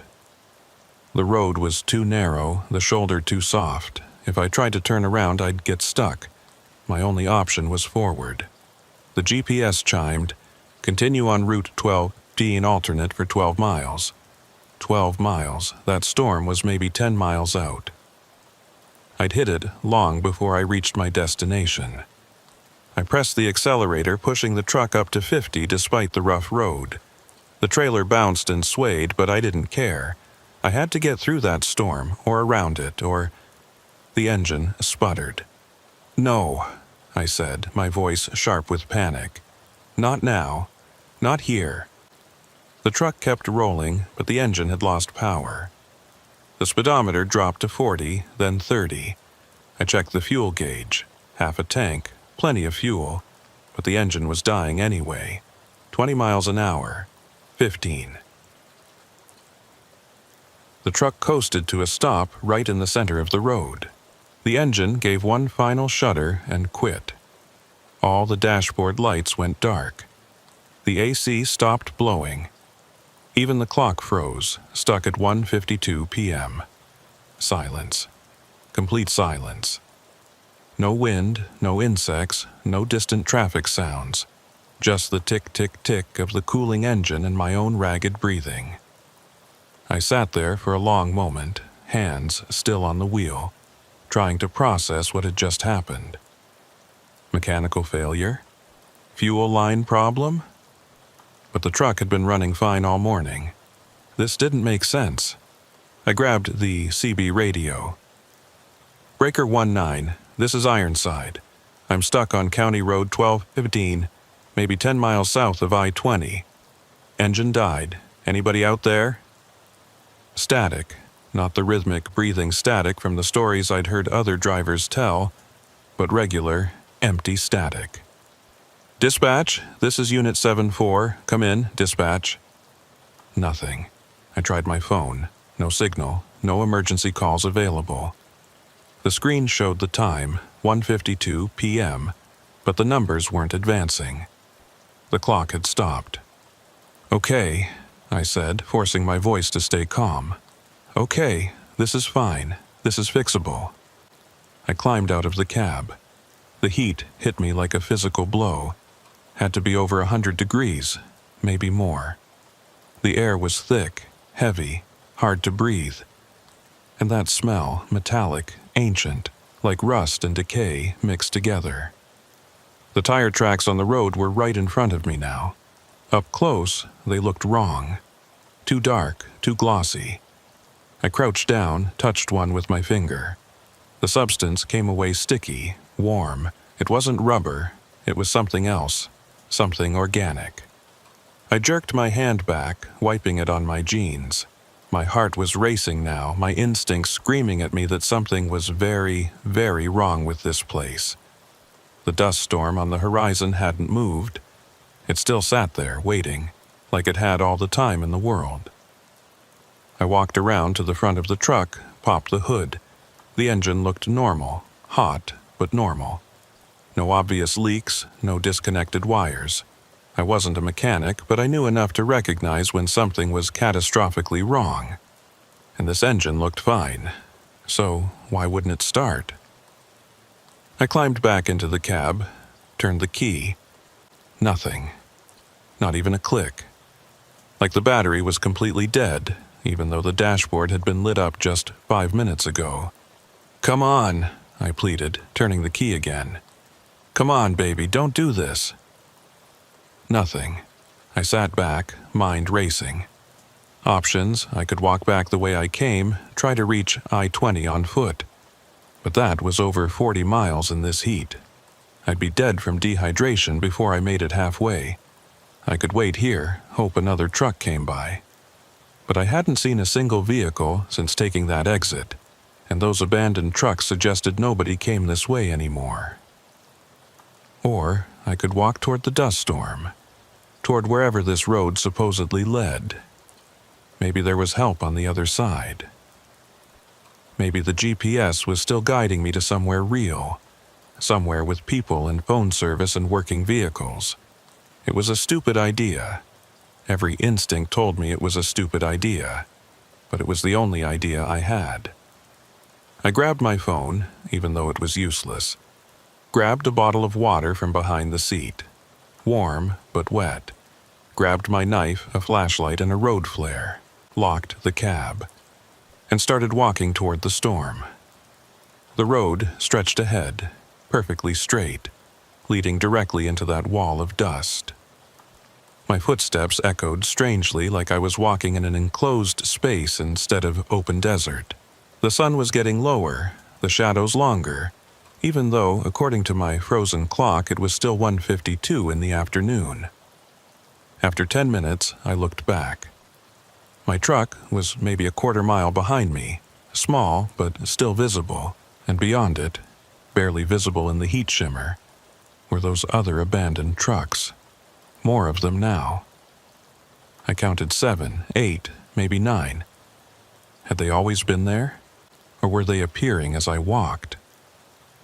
I turned forward again, forcing myself to focus on the storm ahead. It was closer now. I could see details in the churning dust, patterns and currents, darker shapes moving inside. And at the base, where the storm met the road, there was something else. Lights. Red lights, pulsing in rhythm, like headlights. Like dozens of headlights all pointed in my direction. I stopped walking. The lights grew brighter. And then, slowly, they started to move. Not toward me, but sideways, spreading out across the width of the storm. They formed a line, a perimeter. like they were surrounding something, or guarding it. "Hell no," I whispered. I turned to head back to my truck, and found the road behind me was gone. Not blocked, not obscured. Gone. The asphalt simply ended about 50 feet behind me, replaced by bare dirt and rocks. My truck was nowhere to be seen. The abandoned vehicles had vanished. It was like the road had never existed. I spun around. The road ahead was still there, still leading toward the storm, toward those red lights. "This isn't real," I said out loud. "This is heat stroke. This is dehydration. This isn't real." But it felt real. The ground under my feet, the sun on my skin, the taste of metal in my mouth, all of it felt real. I had two choices: stand here and wait to die, or walk forward into whatever that storm was hiding. I chose to walk. Every step felt like walking through water. The air got thicker, heavier, harder to push through. The heat became oppressive, crushing. Sweat poured down my face, stinging my eyes. My legs felt like lead. But I kept walking. The storm was maybe a mile away now, close enough that I could hear it. Not wind, but that deep humming sound I'd heard stories about. The sound that vibrated in your chest and made your teeth ache. The sound of something vast and old and patient. The red lights were still there, still pulsing. And now I could see shapes behind them. Vehicles, trucks, dozens of them, maybe hundreds, all parked in formation inside the storm. All identical in shape, all covered in that red dust. The phantom freight route. That's what this was. The stories other drivers told in truck stops. The legends they whispered about over coffee, a route that didn't exist on any map, that only appeared when it wanted to, that collected trucks and drivers and added them to its endless convoy. I'd thought it was bullshit. Campfire stories for bored truckers. I was wrong. The storm was close enough now that I could feel the first tendrils of dust reaching out, touching my skin. Cold, despite the heat. Wrong. And in the dust, I could see faces. Human faces, pressed against the inside of the storm like they were trapped behind glass. They were screaming, but no sound came out. Just their mouths open, eyes wide with terror, hands clawing at nothing. I recognized one of them. It was me. My own face, twisted in fear, trapped in that wall of dust. But that was impossible. I was here, standing on the road, not in the storm. The ground beneath me shifted. I looked down. The asphalt was dissolving, turning to dust, flowing toward the storm like water down a drain, and my feet were going with it. I tried to run, but the road was falling apart faster than I could move. The dust swirled around my ankles, my knees, pulling me toward that wall of churning red death. "No!" I screamed. "No! Let me go!" But the dust didn't listen. It never listened. The last thing I saw before the storm swallowed me was my truck, suddenly appearing in the distance. It was driving, rolling down the road with no one behind the wheel, following those dark tire tracks toward the storm. Toward me. Toward the phantom freight route, where trucks drive forever and drivers never leave. And then everything went red. I woke up behind the wheel. That's the first thing I remember, opening my eyes and seeing my hands on the steering wheel. The dashboard lit up, the road stretching ahead through the windshield. Like I'd just dozed off for a second and snapped back awake. But something was wrong. Everything felt wrong. The light was different. Not daylight, not quite night. A dim, reddish glow that seemed to come from everywhere and nowhere. Like dusk, but permanent. Frozen. I looked at the dashboard clock. It was stuck at 1:52 p.m., same as before. But that couldn't be right. I'd been walking, the storm had hit me, I'd been pulled into... Memory came flooding back. The dust, the red lights, The faces trapped in the storm, my own face screaming. I lurched in my seat, checking myself frantically. Arms, legs, chest, everything seemed intact. No injuries, no dust on my clothes, no sign that I'd been outside at all. It was like I'd never left the truck. But I had left the truck. I'd locked the door, walked toward the storm, felt the road disappear beneath me. So how was I back here? I looked out the windshield. The road ahead was straight and flat, stretching to infinity. On either side, that reddish twilight showed nothing. No landmarks, no scrub brush, no rocks. Just empty space fading into darkness. And ahead, in the distance, I could see trucks, dozens of them, hundreds maybe. All semi-trucks, all different makes and models, all driving in a perfect line. They were spaced evenly, maybe 50 yards apart, moving at exactly the same speed. The headlights created a chain of light stretching ahead as far as I could see. A convoy, a phantom freight convoy. I was part of it. My hands tightened on the wheel. I tried to turn it, to pull off onto the shoulder, if there even was a shoulder. The wheel wouldn't budge. It was locked in place, keeping the truck perfectly straight, perfectly aligned with the convoy. I tried the brakes. My foot went to the floor, but the truck didn't slow. Still moving at exactly the same speed as every other truck in the line. Okay, I breathed. Okay, this is bad. This is really bad. I grabbed for the door handle. Locked. I tried the unlock button, nothing. Tried the window switch. Nothing. The door handle, the lock, the windows, all dead. The cab had become a cage. The CB radio crackled to life. "Welcome to the route," a voice said. Not human, not quite. Flat, mechanical, but with undertones of something organic. "You're part of the convoy now." I grabbed the handset. "Who is this? Where am I?" "The Phantom Freight route. You followed the GPS, followed the tracks, followed the path. Now you're here, now you drive."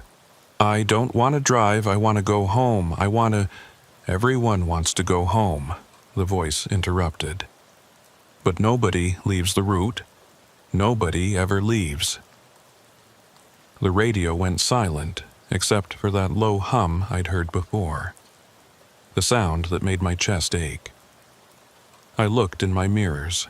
Behind me, another truck followed at the exact same distance, and behind that, another, and another. The convoy stretched back as far as I could see, an endless chain of vehicles, all moving in perfect synchronization. This couldn't be real. This had to be a hallucination, a dream, something my mind had conjured in the heat. But it felt real. The seat beneath me, the wheel under my hands, the rumble of the engine, all of it felt real. I tried the key. Maybe if I could turn off the engine, break whatever spell was keeping me here. The key wouldn't turn. It was like it had been welded in place. Fuck! I slammed my palm against the dashboard. Fuck, fuck, fuck! The radio crackled again. Anger is common, denial, fear, everyone goes through the stages. But eventually, you'll accept. They all accept. Accept what? That you're a driver. That's what you are. That's what you've always been. And now you get to drive forever. Isn't that what you wanted? No traffic, no deadlines, no dispatcher breathing down your neck, just you and the road and the endless horizon. "That's not what I wanted," I said through gritted teeth. "Isn't it? How many times did you think about just driving off, just disappearing into the empty desert and never coming back? How many times did you dream about a road that goes on forever?" I didn't answer, because the voice was right. I had thought about it. Late at night, alone on those empty highways, I'd fantasized about just vanishing, about driving until I ran out of road, or gas, or will. But not like this. Never like this. "Where does this road lead?" I asked. "Nowhere," Everywhere. It's a loop, Cole. The convoy drives in a circle, forever and ever. No beginning, no end. Just the route. How do you know my name? I know everyone's name. I've been collecting drivers for years, decades. You're number 347. 347. 347 drivers had ended up here, trapped in this nightmare convoy, driving forever. Who are you? I whispered. I'm the route. I'm the road that appears when you're lost. The GPS that leads you astray. The voice that tells you to keep going. I'm the phantom freight route, and I'm always looking for new drivers. The truck ahead of me started to slow. Not much, just a few miles per hour, and my truck slowed to match, maintaining that perfect distance. Then the truck ahead sped up again, and so did mine. We were connected, all of us, every truck in the convoy moving as one organism, controlled by the route itself. I looked at the truck ahead more carefully. It was a Peterbilt, older model, covered in dust. The trailer was unmarked, and in the driver's side mirror I could see a face, pale, gaunt, eyes wide and staring, not looking around, not moving, just staring straight ahead with an expression of absolute resignation. A driver who'd accepted, who'd given up fighting. How long have they been here? I asked. Some for days, some for years. Time doesn't work the same on the route. It stretches, compresses, loops back on itself. You could be here for an hour or a century. You'll never know. My hands were shaking. There has to be a way out. There's always a way out. Is there? You're in a moving truck. The doors won't open. The road has no exits. The convoy never stops. Where exactly do you think you can go? I didn't have an answer. The radio continued. Your truck will never run out of fuel. You'll never need to eat or sleep. You won't age, won't die. You'll just drive forever. Until the road decides it doesn't need you anymore. And then what? Then you become part of the road, part of the asphalt, the dust, the wind. You become the route itself.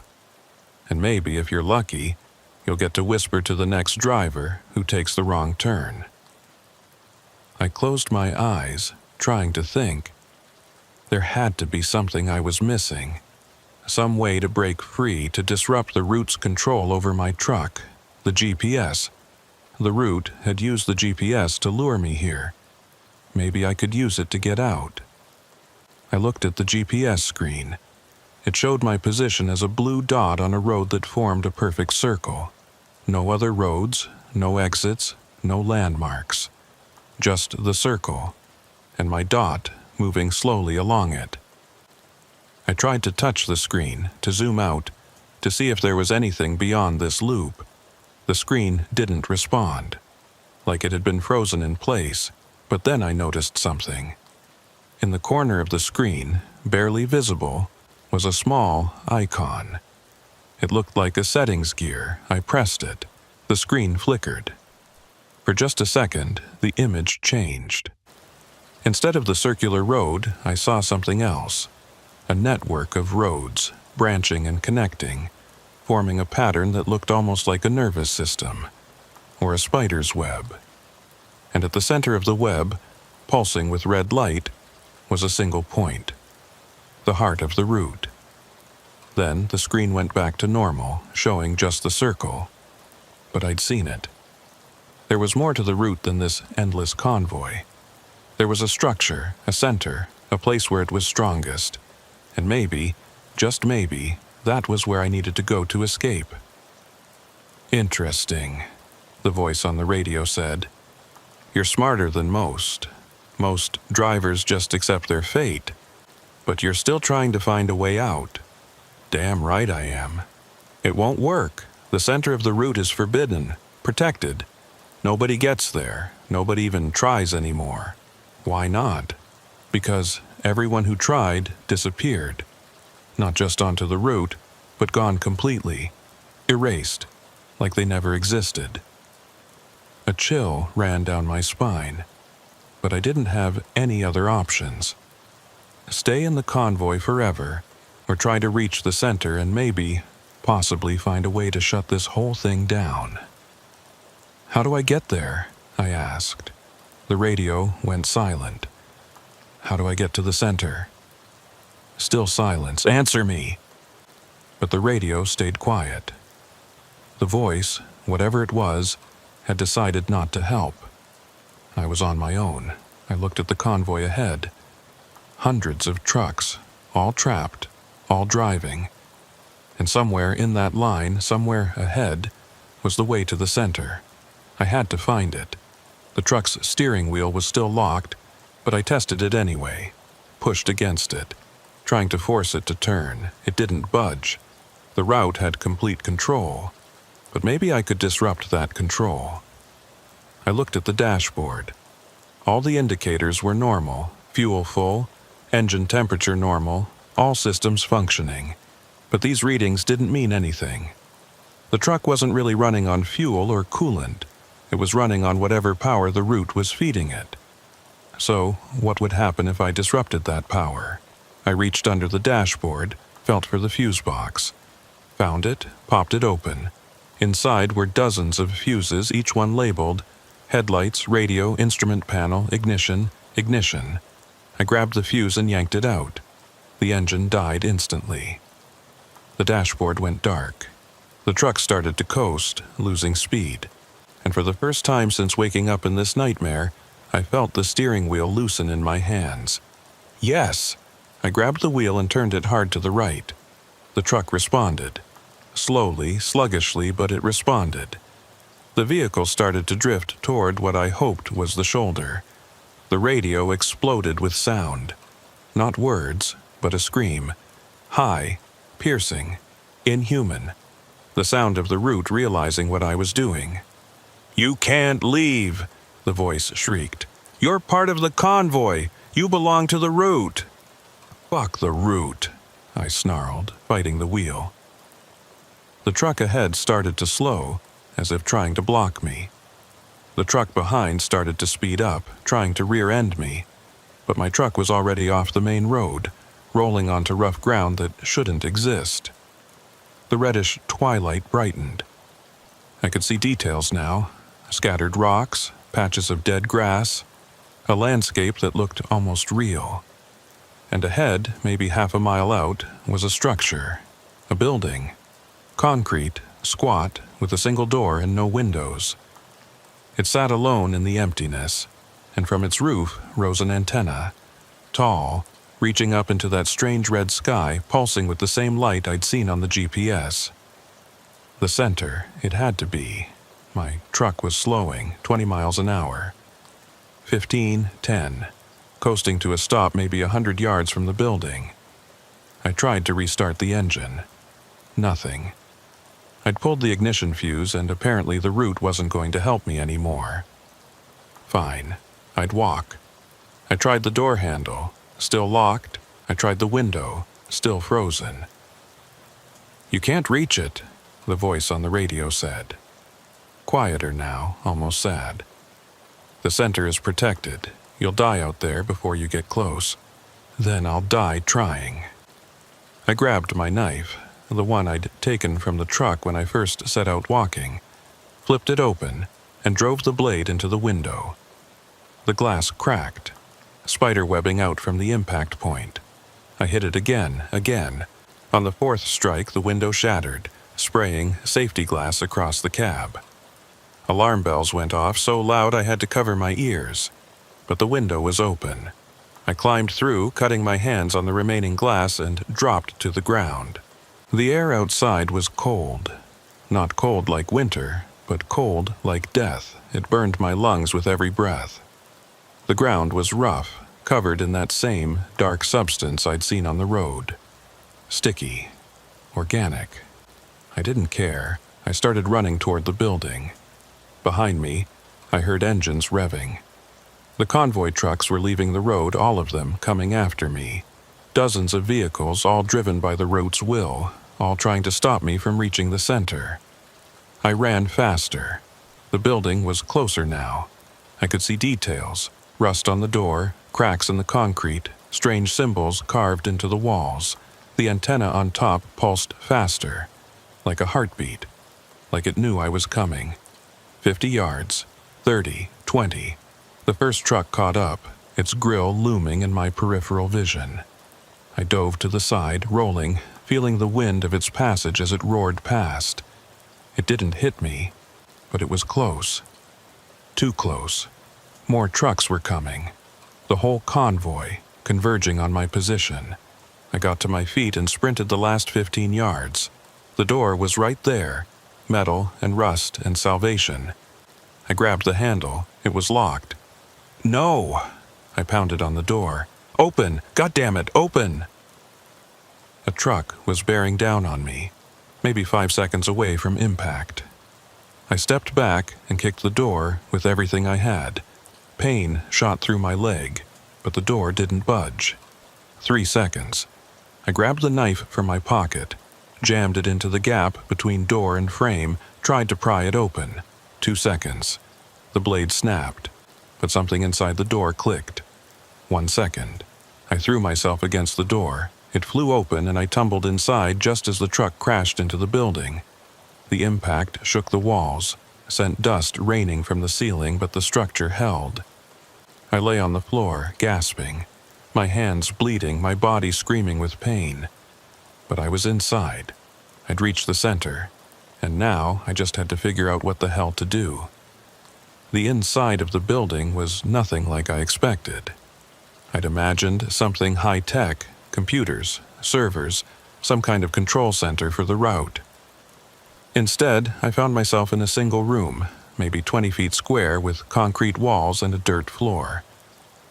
And in the center of the room, growing out of the ground like a tree, was the antenna. Except it wasn't an antenna. Not really. It was organic.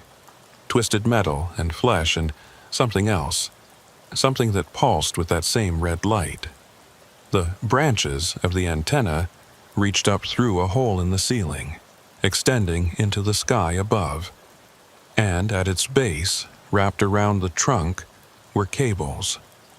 Hundreds of them spreading across the floor like roots, disappearing into the walls.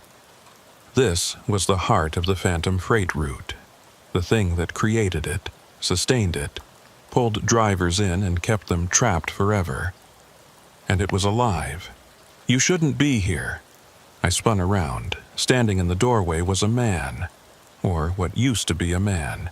He was pale, translucent almost, like a ghost. His clothes were ancient, denim and flannel, work boots that looked like they'd walked 1,000,000 miles, and his eyes were empty, hollow pits that reflected that red light. "Who are you?" I managed to ask. I was the first driver, the one who found this road before it was the route, before it woke up and learned to hunger. His voice was distant, echoing, like it was coming from very far away. My truck broke down out here back in 1987. I waited for help. Help never came. I died out here.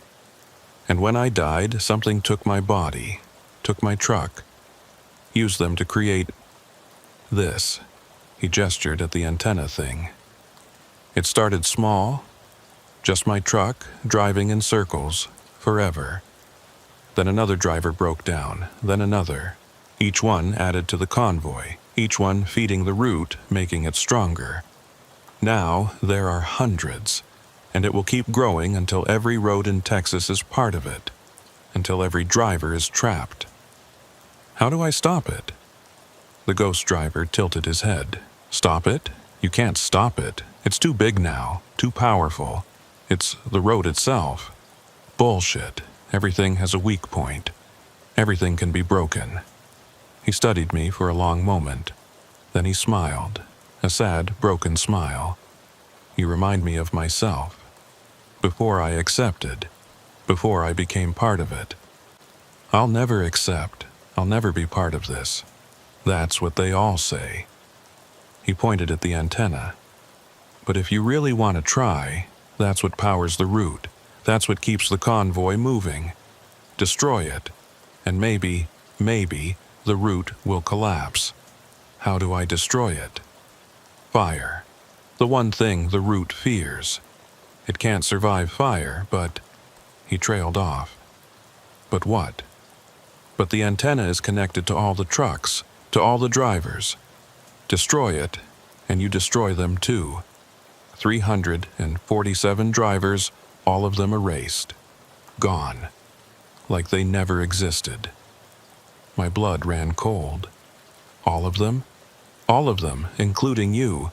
Because you're part of the convoy now. You're connected.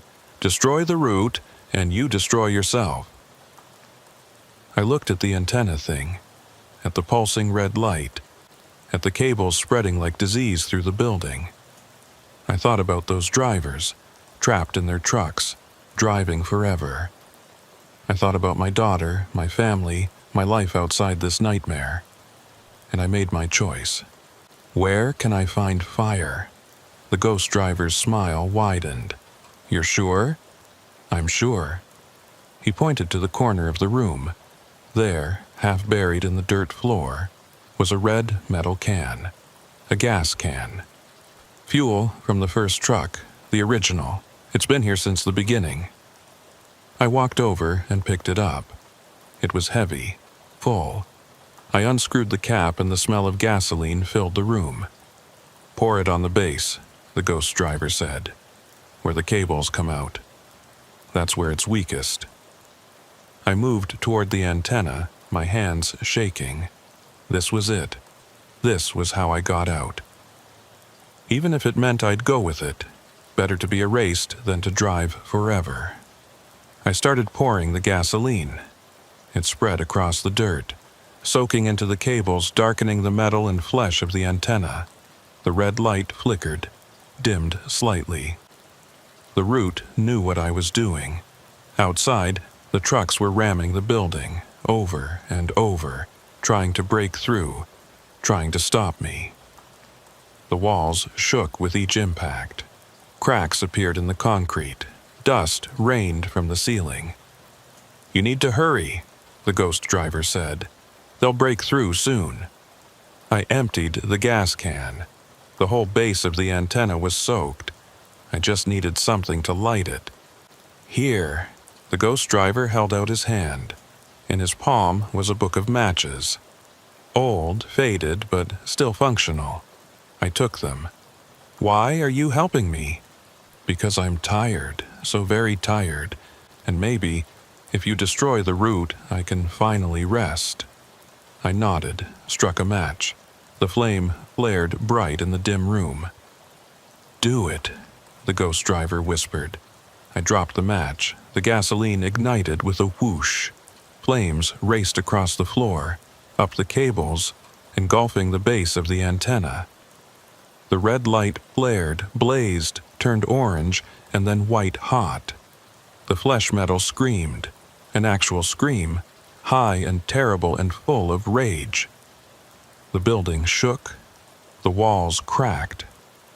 Outside, the trucks went silent. And then, like a switch being flipped, everything stopped. The flames vanished. The antenna crumbled, turning to dust and ash. The cables withered, dried up, dissolved. The red light went out completely, leaving only darkness. I stood there gasping, waiting for the erasure, waiting to disappear. But I didn't disappear. I was still here, still solid, still real. The ghost driver was gone. The building was empty except for the pile of ash where the antenna had been. And outside, through the broken door, I could see dawn breaking. Real dawn. Normal dawn. The reddish twilight was gone, replaced by the soft blue-gray of early morning. I walked to the door, looked outside. The trucks were still there. All of them. But they were empty now, their engines silent. The drivers, all 347 of them, were standing beside their vehicles, looking around in confusion and wonder. They were free. We were all free. One of them, an older man with a weathered face, looked at me. What happened? Where are we? I don't know, I said honestly. But I think we can leave now. He nodded slowly, then he smiled. Thank you.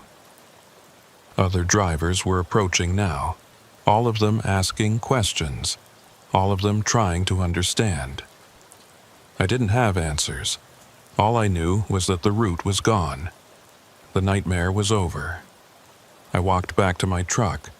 It was still there, window broken, engine dead.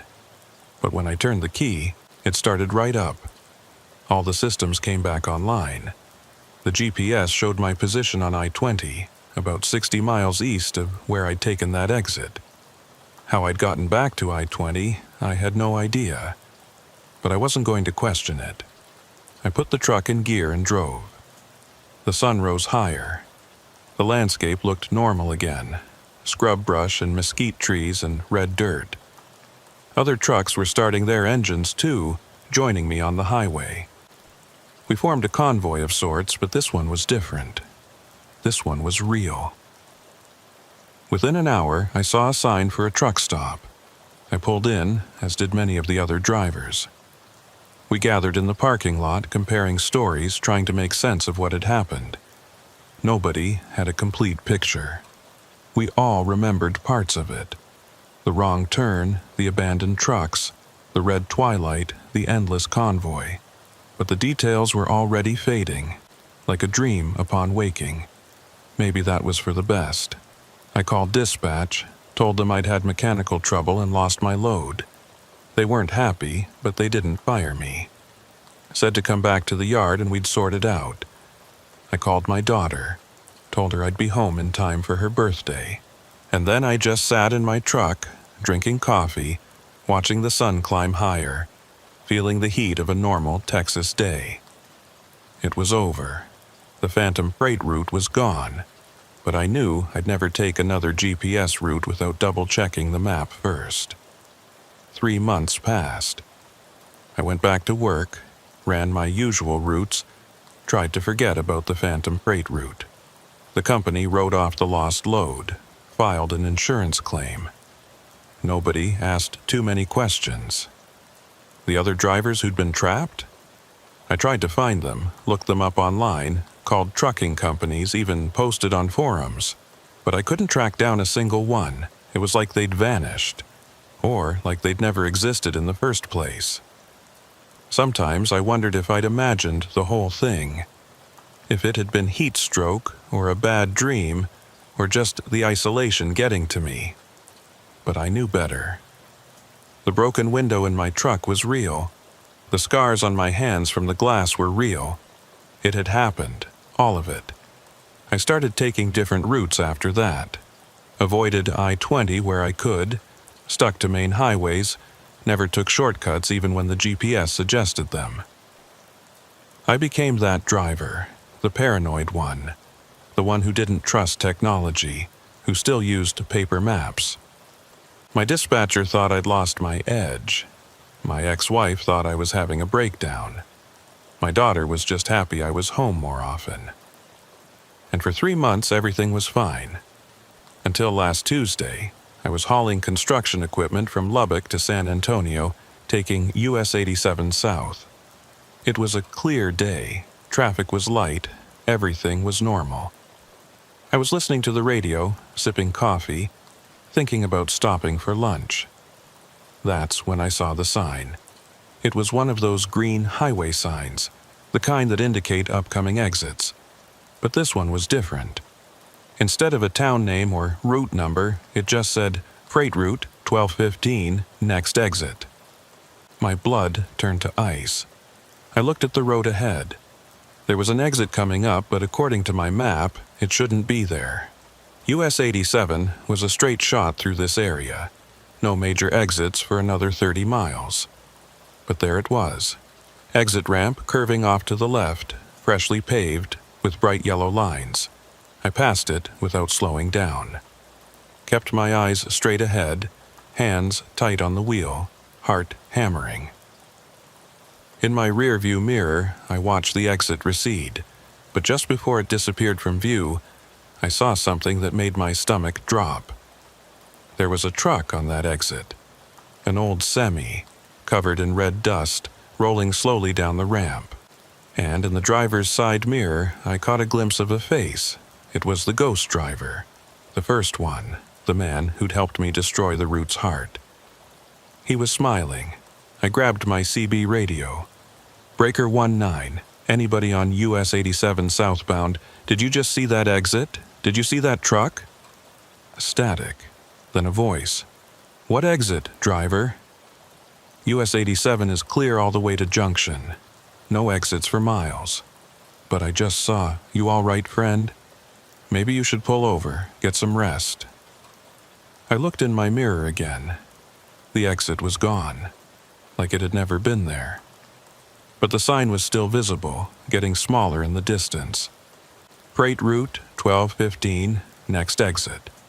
I drove the rest of the way to San Antonio without stopping. Delivered my load. Headed home. That night, I did some research. Looked up the Phantom Freight route, searched for any mention of it online.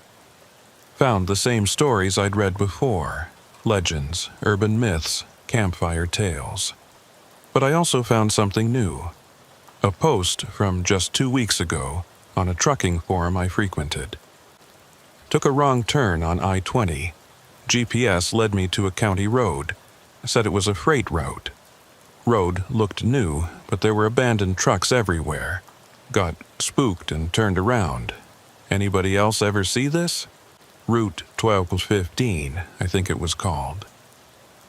The post had 3 replies, all saying the same thing. It's just a legend, you probably misread a sign. But I knew better, the route wasn't destroyed. It was just sleeping, healing, and eventually, it would wake up again. It would start appearing on GPS units, luring in drivers, building its convoy, and next time, there might not be anyone brave or crazy enough to destroy it. I thought about posting a warning, telling people about what I'd seen, what I'd experienced, how to avoid the route if it appeared.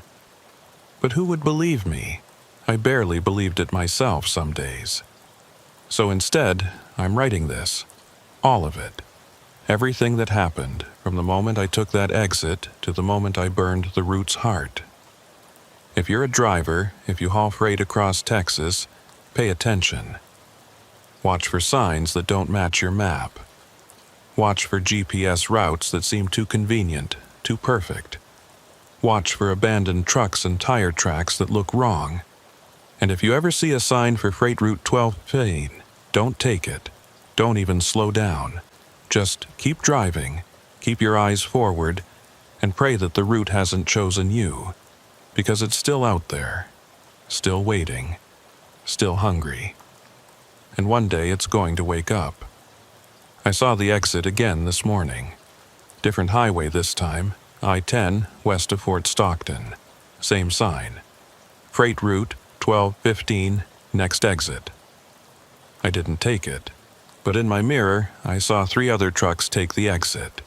Watch them disappear down that ramp into whatever twisted dimension the route creates. They're part of the convoy now, driving forever, or until someone else is brave enough to destroy the route's heart. And the worst part?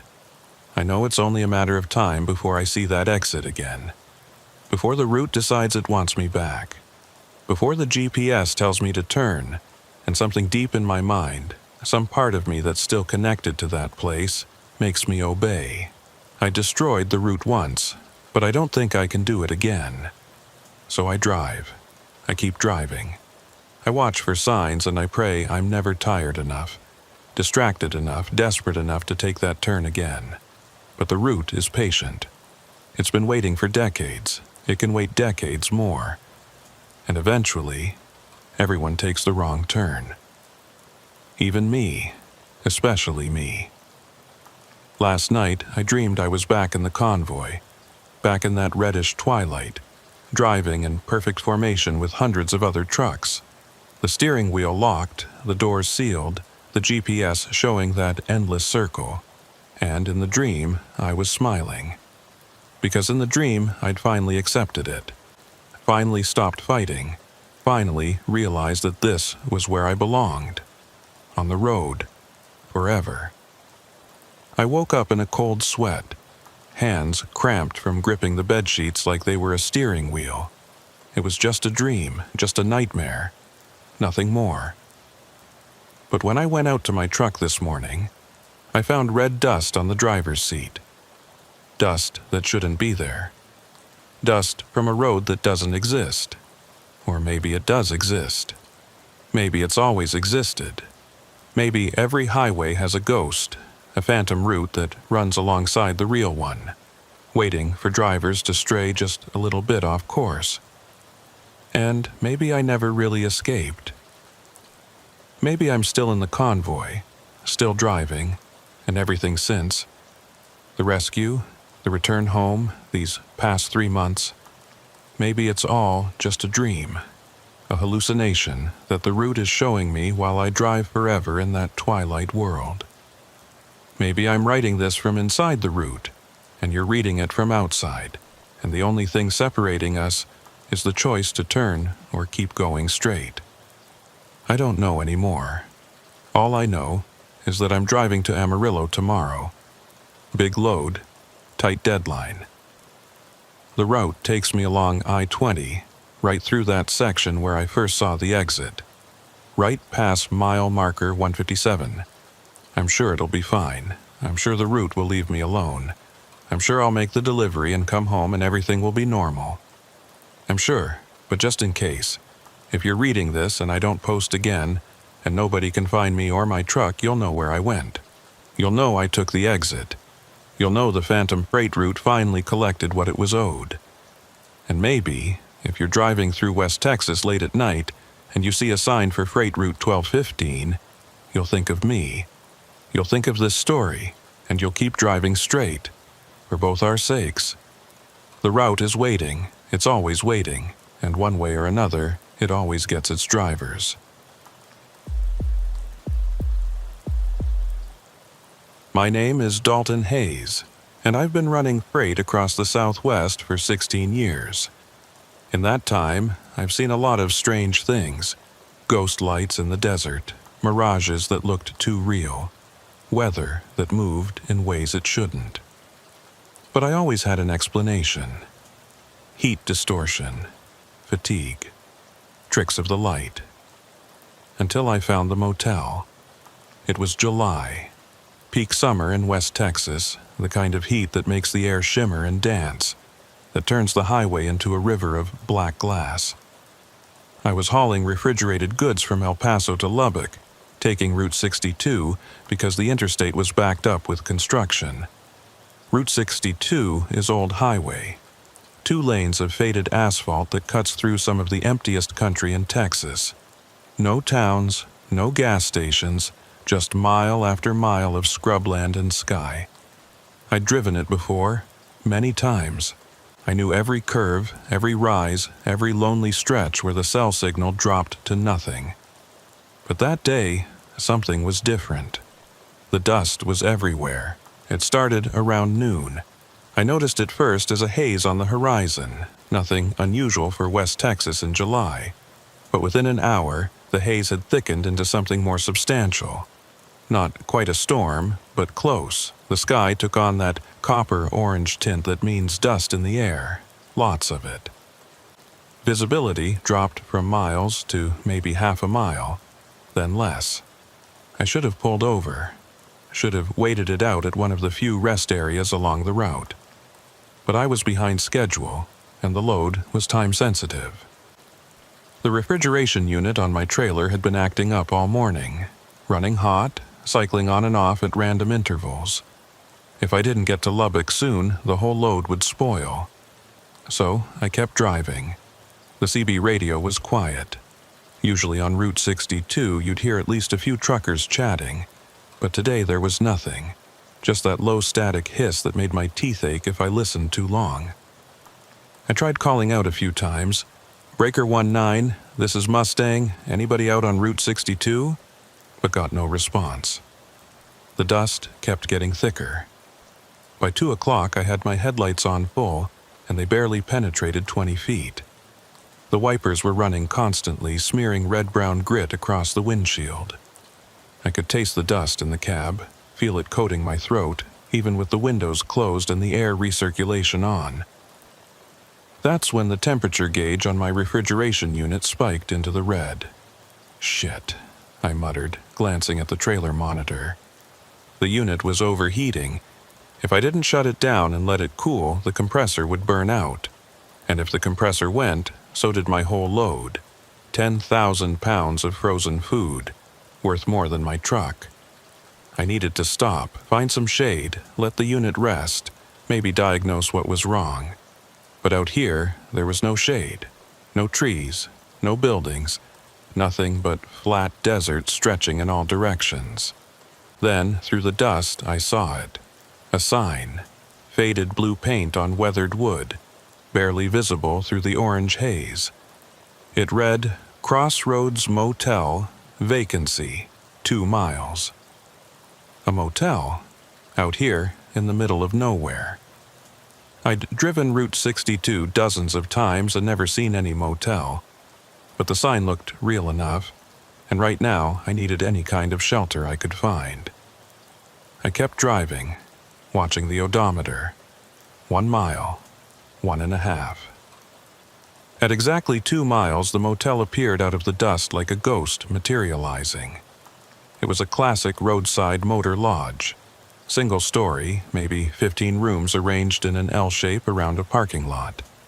The building was adobe style, or maybe just concrete painted to look like adobe. Hard to tell through the dust. The roof was flat, covered in gravel with an old neon sign mounted on top. The sign wasn't lit, but I could make out the letters. Crossroads Motel. The parking lot was empty. No other vehicles, no signs of life. The office had a dim light glowing in the window, but that was it. I pulled in, positioning the trailer so it blocked as much wind as possible. The dust was so thick now it was like driving through smoke. I could barely see the motel entrance, maybe 30 feet away. I shut off the engine and killed the refrigeration unit. Silence except for the wind. It wasn't howling, not yet, but it had a low, resonant quality that made my skin crawl, like someone blowing across the mouth of a bottle, but deeper. Much deeper. I sat in the cab for a moment, just breathing, trying to decide what to do. The smart move would be to wait here in the truck until the dust cleared, but the heat was already building. Without the AC, the cab would be an oven in minutes, and I needed to check that refrigeration unit, maybe find some water to help cool it down. The motel was right there. Probably abandoned, but maybe it had water. Maybe even electricity. It was worth checking. I grabbed my flashlight and climbed out. The heat hit me first. Dry, crushing heat that sucked the moisture from my lungs, then the dust. It coated everything instantly, my skin, my clothes, my hair. I could feel the grit between my teeth. The wind pushed against me, not hard enough to knock me over, but enough to make walking difficult. I made my way to the motel office. The door was unlocked, old wood that swung open with a creak that the wind almost drowned out. Inside, the air was cooler. Not much, but enough to notice. And cleaner. The dust hadn't penetrated here yet. The office was small, a counter with an old cash register. A key rack behind it, most of the hooks empty. A couple of chairs, a water cooler in the corner, and that dim light I'd seen from outside. A single bare bulb hanging from the ceiling, barely brighter than a candle. "Hello?" I called out. "Anybody here?" My voice echoed strangely, like the room was bigger than it looked. No response. I walked to the counter. There was a guest register lying open, the kind with the old-style carbon copy paper. I looked at the last entry. It was dated June 17th, 1993, nearly 30 years ago. The signature was barely legible, but I could make out a name. R. Dalton Midland. A chill ran down my spine. My name was Dalton. Dalton Haze. What were the odds that the last person to sign this register shared my first name? I told myself it was a coincidence. A common enough name, nothing to worry about. But my hands were shaking as I set the register down. The water cooler in the corner had a full bottle. I tested the tap. Water came out, cold and clear. I drank deeply, then filled a couple of bottles I'd brought from the truck. If nothing else, this place had water. That was something. Behind the counter, I found a door marked Private Manager. It was locked, but through the crack I could see a light on inside. Not bright, just a faint glow, like a nightlight. "Hello?" I called again. "I'm a driver, broke down outside, just need to wait out the dust. Is anybody here?" No response. I tried the door handle again. Still locked. Fine. I'd wait in one of the rooms instead. The key rack had maybe 5 keys still hanging. I took one at random, room 7, and headed back outside. The dust had gotten worse, much worse. Visibility was down to maybe 10 feet. The wind had picked up too, that low, resonant hum turning into something closer to a moan. The motel sign creaked overhead, swaying on its mounting despite the lack of wind strong enough to move it. I found room 7 and unlocked the door. It swung open with that same creaking sound as the office door. Inside was darkness. I flipped the light switch. Nothing happened. I tried it again, still nothing. I used my flashlight instead. The beam cut through the darkness, revealing a standard motel room. Double bed, nightstand, small TV on a dresser, bathroom door to the left. Everything was dated, 70s or 80s style, but it was clean. No dust, no dirt, no signs of abandonment. That should have comforted me. Instead, it made my unease worse. This place had been closed for 30 years. The register proved that. So, why was it clean? Why was there water in the cooler? Why did it feel like someone had just been here? I closed the door behind me and set my flashlight on the nightstand. The beam pointed at the ceiling, creating a pool of dim light. I sat on the bed. The mattress was firm, the sheets crisp, like they'd been changed recently. Outside, the wind continued its strange humming, but in here, it was quiet. Almost too quiet. I couldn't even hear my own breathing properly. The sound seemed muffled, absorbed by the walls. I checked my phone. No signal, as expected. The time showed 3:17 p.m. I'd wait an hour or two for the dust to clear, then get back on the road. Simple. I lay back on the bed, just for a moment, just to rest my eyes. The heat and the stress of driving through the dust had worn me out. A short rest, then I'd check the refrigeration unit. Just a short rest. I closed my eyes. When I opened them again, it was dark. Not evening dark, not night dark, complete darkness. The kind of black you only find deep underground or in places where light has never existed. My flashlight was gone. I reached for where I'd set it on the nightstand, but my hand found only empty air. I sat up quickly, heart suddenly pounding. "What the hell?" I whispered. I fumbled for my phone, found it in my pocket. The screen was black. Dead. But it had been fully charged when I lay down. How long had I been asleep? I stood up, moving carefully in the darkness. My hands found the wall, then the door. I tried the handle. It turned, but the door wouldn't open. Like something was blocking it from outside, or like the door had been sealed. "Hey!" I shouted. "Is someone out there? The door's stuck." My voice didn't echo this time. It just stopped, absorbed by that same muffling effect I'd noticed before, like shouting into a pillow. I felt my way along the wall to where the window should be, found the curtains, pulled them aside. Behind them was just wall, solid wall, No window, no glass. Just concrete or adobe or whatever this place was made of. That wasn't right. I'd seen a window when I came in. I was sure of it. Every motel room had windows. Panic started to rise in my chest. I forced it down, made myself breathe slowly. There had to be a rational explanation. Maybe I was in a different room than I thought. Maybe the darkness was just disorienting me. I moved back to the door, felt around the frame, found the light switch and flipped it. This time, something happened. A faint glow appeared, not from the ceiling fixture but from under the bathroom door. Dim red light like a darkroom lamp. I walked to the bathroom and opened the door. The light was coming from the mirror. Not a reflection, but the mirror itself was glowing.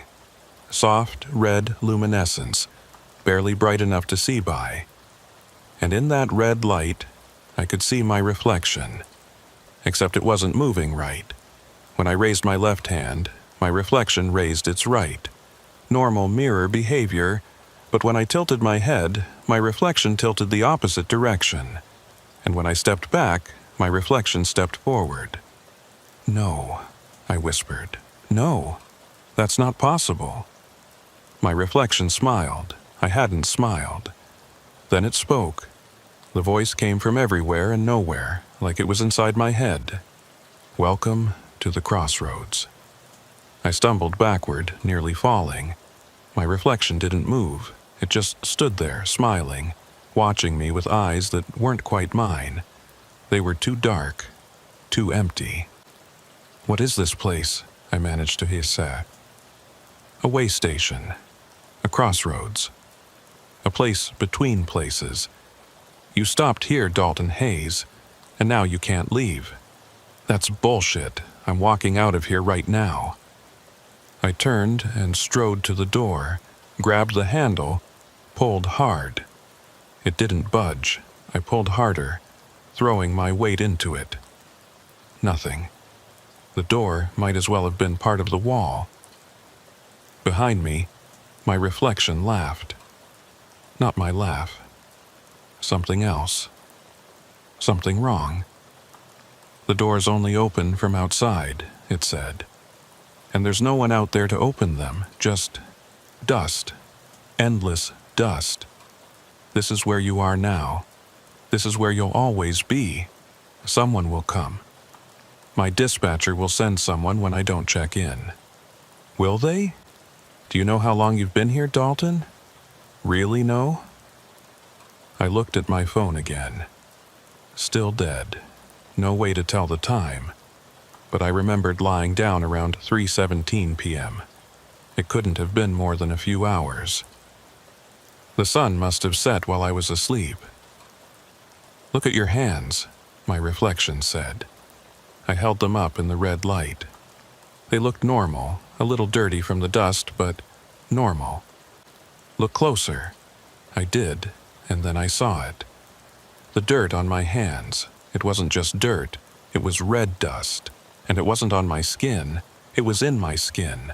Under the surface, spreading like veins, like roots. Moving, growing. I tried to brush it off, but it didn't come away, because it wasn't on my hands. It was part of my hands. Part of me. "What did you do to me?" I shouted at the mirror. "Nothing. The dust did this. The dust does it to everyone who stops here. It gets inside, becomes part of you. And once you're part of the dust, you're part of the crossroads. Forever." I backed away from the mirror until my shoulders hit the wall. This wasn't real. This couldn't be real. It was a nightmare, a hallucination, something brought on by heat and exhaustion. "This isn't happening," I said. "I'm going to wake up. I'm going to wake up and I'll be in my truck and this will all be—" "You are awake, Dalton. This is real. The crossroads is real. And you're never leaving." The red light from the mirror grew brighter. In that light, I could see the bathroom more clearly now, and what I saw made my blood turn to ice. The walls were covered in handprints. Hundreds of them, maybe thousands, all made in red dust. Some were clear and distinct. Others were faded, smeared, like they'd been there for decades or centuries. And in the corner, barely visible, were words scratched into the wall. I moved closer, squinting to read them in the red light. There is no exit. There is only the crossroads. Below that, more words, names, dozens of names, carved into the plaster. I recognized some of them, common names, like Smith and Jones and Johnson, but then I saw one that made me stop breathing. Dalton Haze, 2018. That was my name. And 2018 was this year. But I hadn't carved that, I'd just gotten here. I hadn't even been inside this bathroom until now. Do you understand? My reflection asked. Time doesn't work right here. Past, present, future, they all exist at once. You carved that name years ago, or years from now, or right now, it doesn't matter. You're already part of the crossroads. You've always been part of it. No, I said, shaking my head. No, I don't accept this, I don't. The mirror flashed. Bright red, searing, painful to look at. I shielded my eyes. When I lowered my hand, the bathroom was dark again. No red light, just blackness. But I could still hear my reflection's voice. Room 7 is yours now, Dalton. Forever. Enjoy your stay. Then, silence. I stood in the dark bathroom for a long time, trying to process what had just happened. Trying to convince myself it wasn't real. But the dust under my skin was real.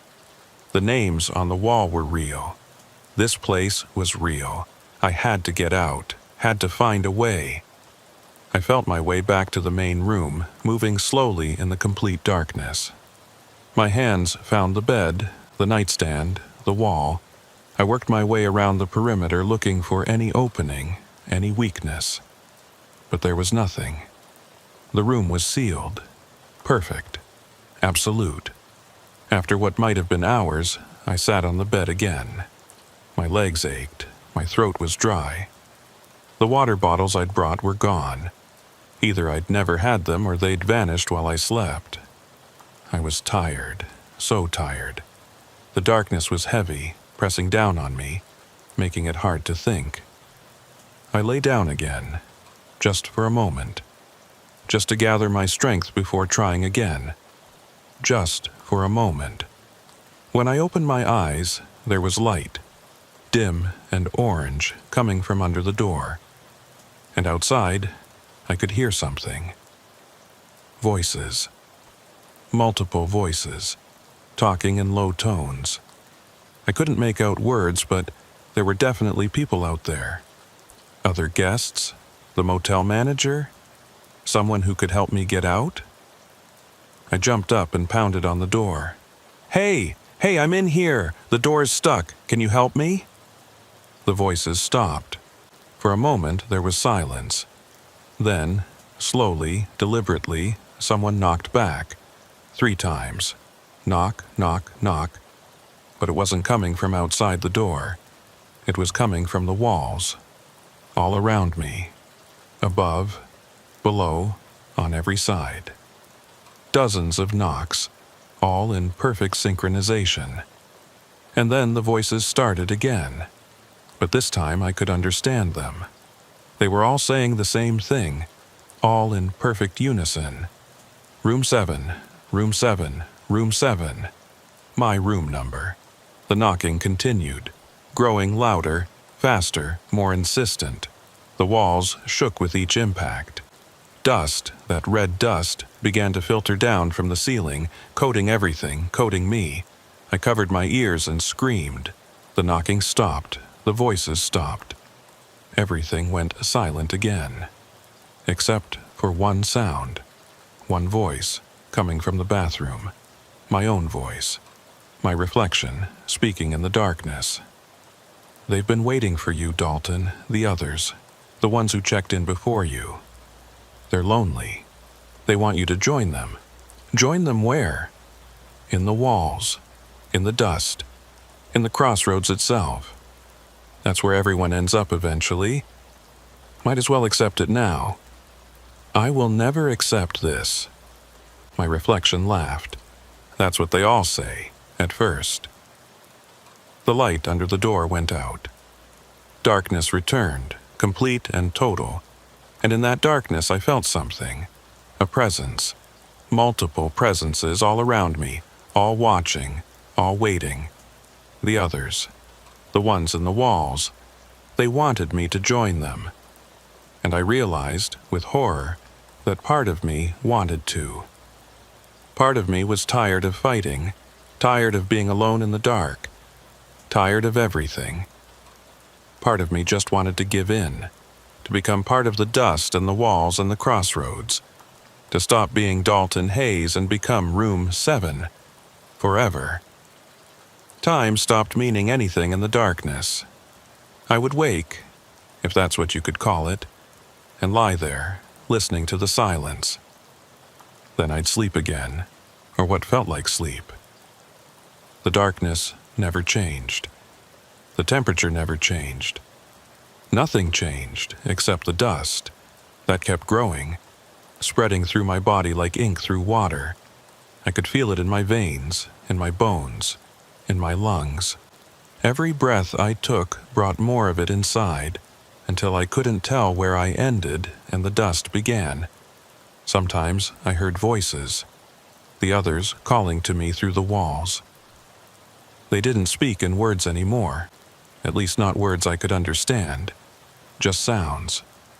Whispers and murmurs and low moans that might have been language once, before the crossroads took it away. And sometimes, in the deepest parts of the darkness, I heard my truck outside, the engine turning over, trying to start, failing, trying again, like someone, or something, was attempting to leave. But the crossroads wouldn't let them, just like it wouldn't let me. I don't know how long I'd been in Room 7 when the lights came on. Not the room's lights, those had never worked, but light from outside, seeping under the door. Orange light, like late afternoon sun filtered through dust. And with the light came sound. Footsteps. Someone walking past my room. I was at the door in an instant, pounding on it, shouting, "Hey! Hey! Someone's in here! Help me! Please!" The footsteps stopped. For a moment, there was nothing. Then, slowly, the door handle turned. The door opened, light flooded in, blinding after so long in darkness. I shielded my eyes, stumbling backward. When I could see again, I found myself looking at a man standing in the doorway. He was old, or looked old. It was hard to tell. His skin was weathered like leather, lined with deep creases. His eyes were sunken, hollow, and covering every visible inch of him was that red dust. It coated his clothes, his hair, his skin. When he moved, small clouds of it puffed into the air. "You're new," he said. His voice was rough, like he hadn't used it in a very long time. "Room 7, right?" I nodded, not trusting my own voice. "I'm Room 3. Been here." He trailed off, looking confused. "I don't remember how long. Long time. Before the dust, there was other guests. Now it's just us. Just the rooms." "How many?" I managed to ask. "How many others?" 14? No, 13. One of them became wall last week, or last year. Hard to tell. He looked at me more closely. "You still got some fight in you, I can see it. Dust ain't all the way through yet." I looked at my hands. The red veins had spread, covering most of my palms, working their way up my wrists. But there was still normal skin visible. Still parts of me that were me. "Is there a way out?" I asked. Room 3 laughed. It was a hollow sound, like wind through an empty building. "Sure. Same way you came in. Through the door." But the door was locked. It wouldn't open. "It opens now. It always opens eventually, once you're ready." "Ready for what?" "To see the rest of the crossroads. Your room was just the waiting area, the initiation. Now you get to see what's really here." He turned and walked away. I hesitated for only a second before following. Anything was better than staying in that dark room. The hallway outside was lit by that same orange light. It came from everywhere and nowhere, casting no shadows.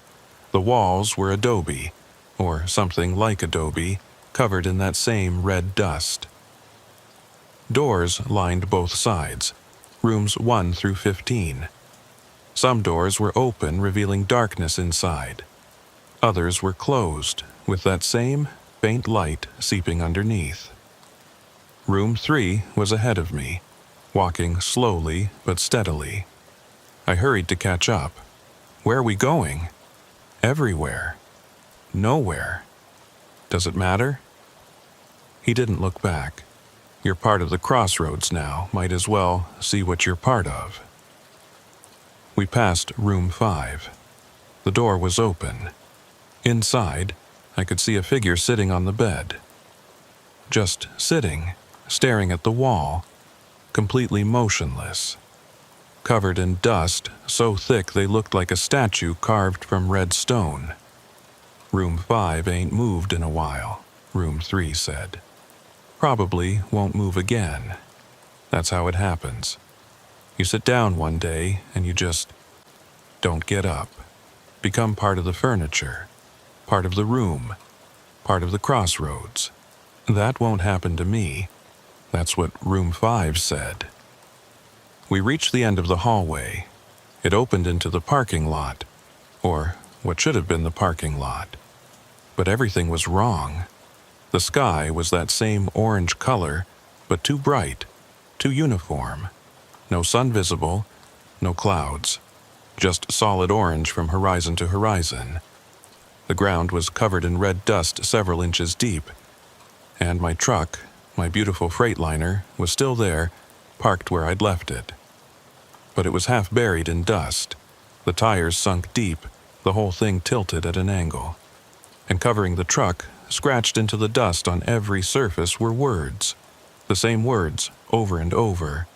"No exit, no exit, no exit." "Who wrote that?" I asked. "You did. Or you will. Time's funny here." I walked toward the truck, each step kicking up clouds of red dust. The cab door was open, hanging at an angle. I looked inside. The driver's seat was empty, but the dashboard was coated in dust. And written in that dust, in what looked like my handwriting, "Help me. I'm in room 7. My hands started shaking. I hadn't written that. I couldn't have written that. I'd been locked in my room the whole time. Except time didn't work right here. Past and future blurred together. Maybe I had written it. Maybe I would write it. Maybe I was writing it right now in some timeline I couldn't perceive. "The truck don't work no more," room 3 said behind me. "None of the vehicles work. They're all part of the crossroads now, just like us." I looked around the parking lot. He was right. There were other vehicles scattered around, all half buried in dust. I counted 8, no, 9, an old pickup truck, a sedan from the 90s, a motorcycle lying on its side, and another semi much older than mine, completely engulfed in dust so only the top of the cab was visible. "How many people have stopped here?" I asked. "More than the rooms can hold. Way more. Most of them are in the walls now, or in the dust. Or they've become part of the crossroads in other ways. But there's always new rooms for new guests. Place grows when it needs to." I turned to look back at the motel, and stopped. The building had changed. When I'd arrived, it was an L-shaped structure with maybe 15 rooms. Now it stretched in both directions, a long, curved line of rooms that seemed to go on forever. I could see doors numbered in the hundreds, in the thousands. Room 347, room 892, room 1546. "Jesus Christ," I whispered. "He ain't here," room 3 said. Just the crossroads. Just the dust. Just us. A door opened somewhere down the line. A figure emerged, too far away to see clearly. It started walking toward us, shuffling through the dust. Other doors began to open. More figures emerging. All of them covered in dust. All of them moving toward us with that same slow, shuffling gait. "They want to meet you," Room 3 said. "New guest is always exciting. Reminds them of what they used to be, before they forgot." Forgot what? Their names, their lives, everything. That's the final stage. You lose your room number and become just dust. Walking dust, empty dust. The crossroads uses you then, sends you out to the highway, makes you cause accidents, brings in new guests. The cycle continues. The figures were getting closer. I could see them more clearly now. Faces that might have been human once, but weren't anymore. Features smoothed away by dust, eyes gone, mouths just dark holes. Some were missing limbs, those parts having crumbled into dust. Others were barely humanoid at all, just vaguely person-shaped clouds of red particles held together by something I couldn't see. "I need to get away from here," I said, backing toward the motel. "Can't. They won't hurt you. Not yet, anyway. They just want to look, to remember." The first one reached me. It he? She?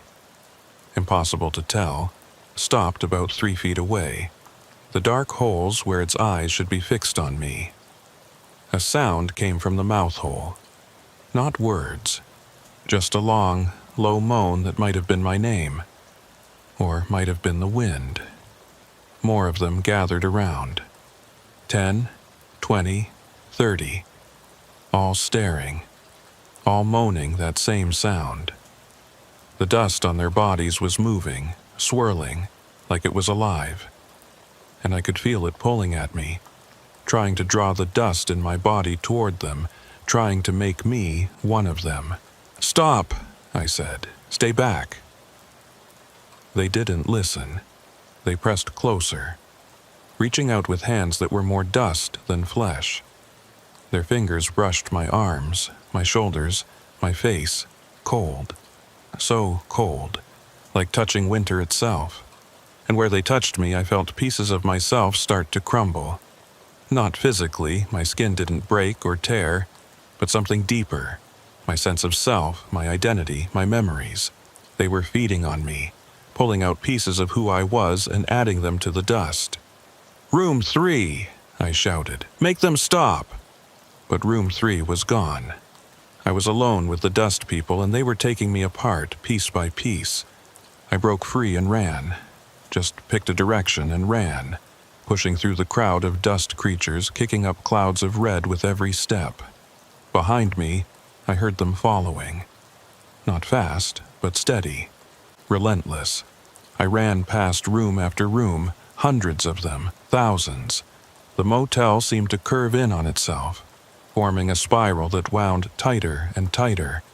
And at the center of the spiral, I could see something massive. A building bigger than all the rooms combined, darker than the orange sky, pulsing with that same red light I'd seen in my mirror. The heart of the crossroads. It had to be. If I could reach it, maybe I could find a way to stop this, to break free, to save myself before the dust consumed me completely. I ran faster, the dust people followed, and ahead, that massive building waited. Patient. Eternal, hungry. The spiral tightened with each turn, the rooms pressing closer together until I was running down a corridor barely wide enough for my shoulders. The orange light dimmed, replaced by something darker, redder, like looking through blood. My footsteps echoed strangely, each impact on the dust-covered floor creating multiple echoes that sounded like dozens of people running alongside me. Maybe they were. The dust people had fallen behind. I could no longer hear their shuffling pursuit. But I didn't slow down. Something ahead was pulling me, like a fishhook in my chest. reeling me toward that massive central building I'd seen at the spiral's heart. The corridor ended abruptly at a door. Not a room door like the others. This was different, massive, made of something that looked like rust-colored metal but felt organic when I touched it. Warm, pulsing, alive. There was no handle, no lock, no obvious way to open it. But as I stood there catching my breath, my hand resting against its surface, the door began to change. The metal, if that's what it was, started to ripple like water, creating patterns that looked almost like text, like words, trying to form but never quite succeeding. Then, with a sound like a sigh, the door opened. Beyond was a room, but calling it a room was like calling the ocean a puddle. The space inside was vast, cathedral-like, with walls that curved up and up until they disappeared into darkness. The floor was covered in that red dust, several feet deep in places, and scattered across it were objects. Thousands of objects, tens of thousands. I stepped inside, dust rising with each footfall. The objects closest to the entrance came into focus. Personal items. A trucker's logbook, pages filled with handwriting that faded midway through entries. A wedding ring. A photograph of a family, the faces obscured by dust. A CB radio, cracked and silent. Work boots. A thermos. Car keys. Phone chargers. All half buried, all abandoned, all forgotten. The belongings of every driver who'd ever stopped at the crossroads, including, somewhere in this vast space, my own. I walked further in, the door closing behind me with that same sighing sound. The red light grew stronger, and I could see its source now. At the exact center of the room, suspended in the air about 10 feet off the ground, was a sphere. It rotated slowly, made of that same organic metal as the door, covered in those almost words that crawled across its surface like insects. The heart of the crossroads. The thing that created this place, sustained it, kept it alive. The thing that had trapped me and hundreds, maybe thousands of others. As I stared at it, I heard a voice, not out loud. Inside my head, resonating in my skull. "Hello, Dalton Hayes." "What are you?" I asked. "I am the crossroads. I am the dust. I am every road that leads nowhere, every journey that never ends, every driver who got lost and never found their way home. I am ancient. I am patient. I am hungry. Let me go. I can't. You're part of me now. The dust in your veins, the dust in your lungs, that's me. You've been breathing me, absorbing me, becoming me. In a few more days, or weeks, or hours, time is meaningless here. You'll be completely absorbed. You'll become another room, another dust person, another voice in the walls, another me." I looked at my hands. The red veins had spread to my fingertips, my palms, up past my wrists. When I touched my face, I could feel the dust there too, under my skin, around my eyes, in my lips. I was more dust than person now. "There must be a way to stop this," I said, "to break free." There was. Once, when I was young, when I was small, when I had only claimed a few drivers. Then someone could have destroyed me, burned me, perhaps, or torn me apart. But I've grown too large now. I'm spread across miles, across decades, across realities. Destroy this sphere, and you only destroy a piece of me. The rest will endure. The crossroads will endure. Then, what do you want from me? Nothing. Everything. I want you to accept, to stop fighting, to become part of me peacefully. Fighting only makes the transition painful. I thought about room 5, sitting motionless on that bed, turned to a statue of dust. About room 3, barely human anymore, forgetting how long he'd been here. About all those dust people outside, reduced to shambling memories of who they'd once been. That would be me, soon, unless I found a way out. I walked around the sphere, examining it from all angles. The almost words on its surface shifted as I moved, always facing me, always trying to communicate something just beyond understanding. When I got close, I could feel heat radiating from it. Not fire heat, something else. The heat of time compressed, of futures and pasts colliding, of reality being bent and broken. "You're looking for a weakness," the voice said. "There isn't one. Everything has a weakness. Not me. I'm not alive in any way you understand. I don't breathe, don't eat, don't need anything to survive. I just exist. And I'll continue to exist long after you've forgotten your name, your life, everything you were." But even as it said this, I noticed something. The sphere was connected to the floor by thin filaments, barely visible in the red light. They pulsed in rhythm with the sphere's rotation, carrying something, energy, information, dust, back and forth between the sphere and the ground below. The ground where all those personal belongings were buried, where the dust was deepest, where the memories of all the trapped drivers were stored. "You feed on memories," I said. "That's what this place is. A trap that feeds on the memories and identities of drivers.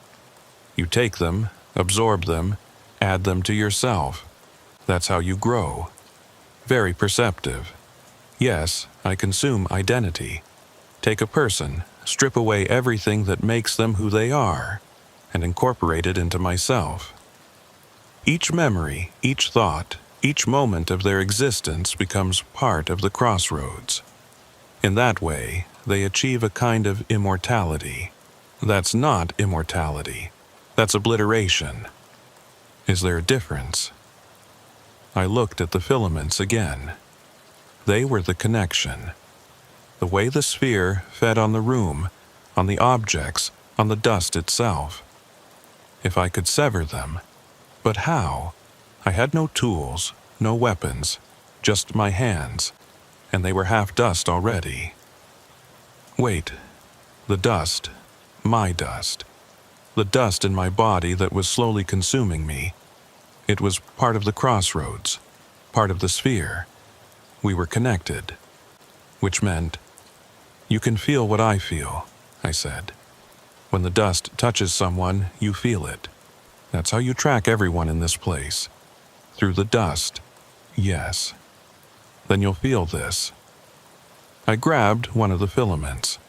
It was hot, searing hot, but I held on.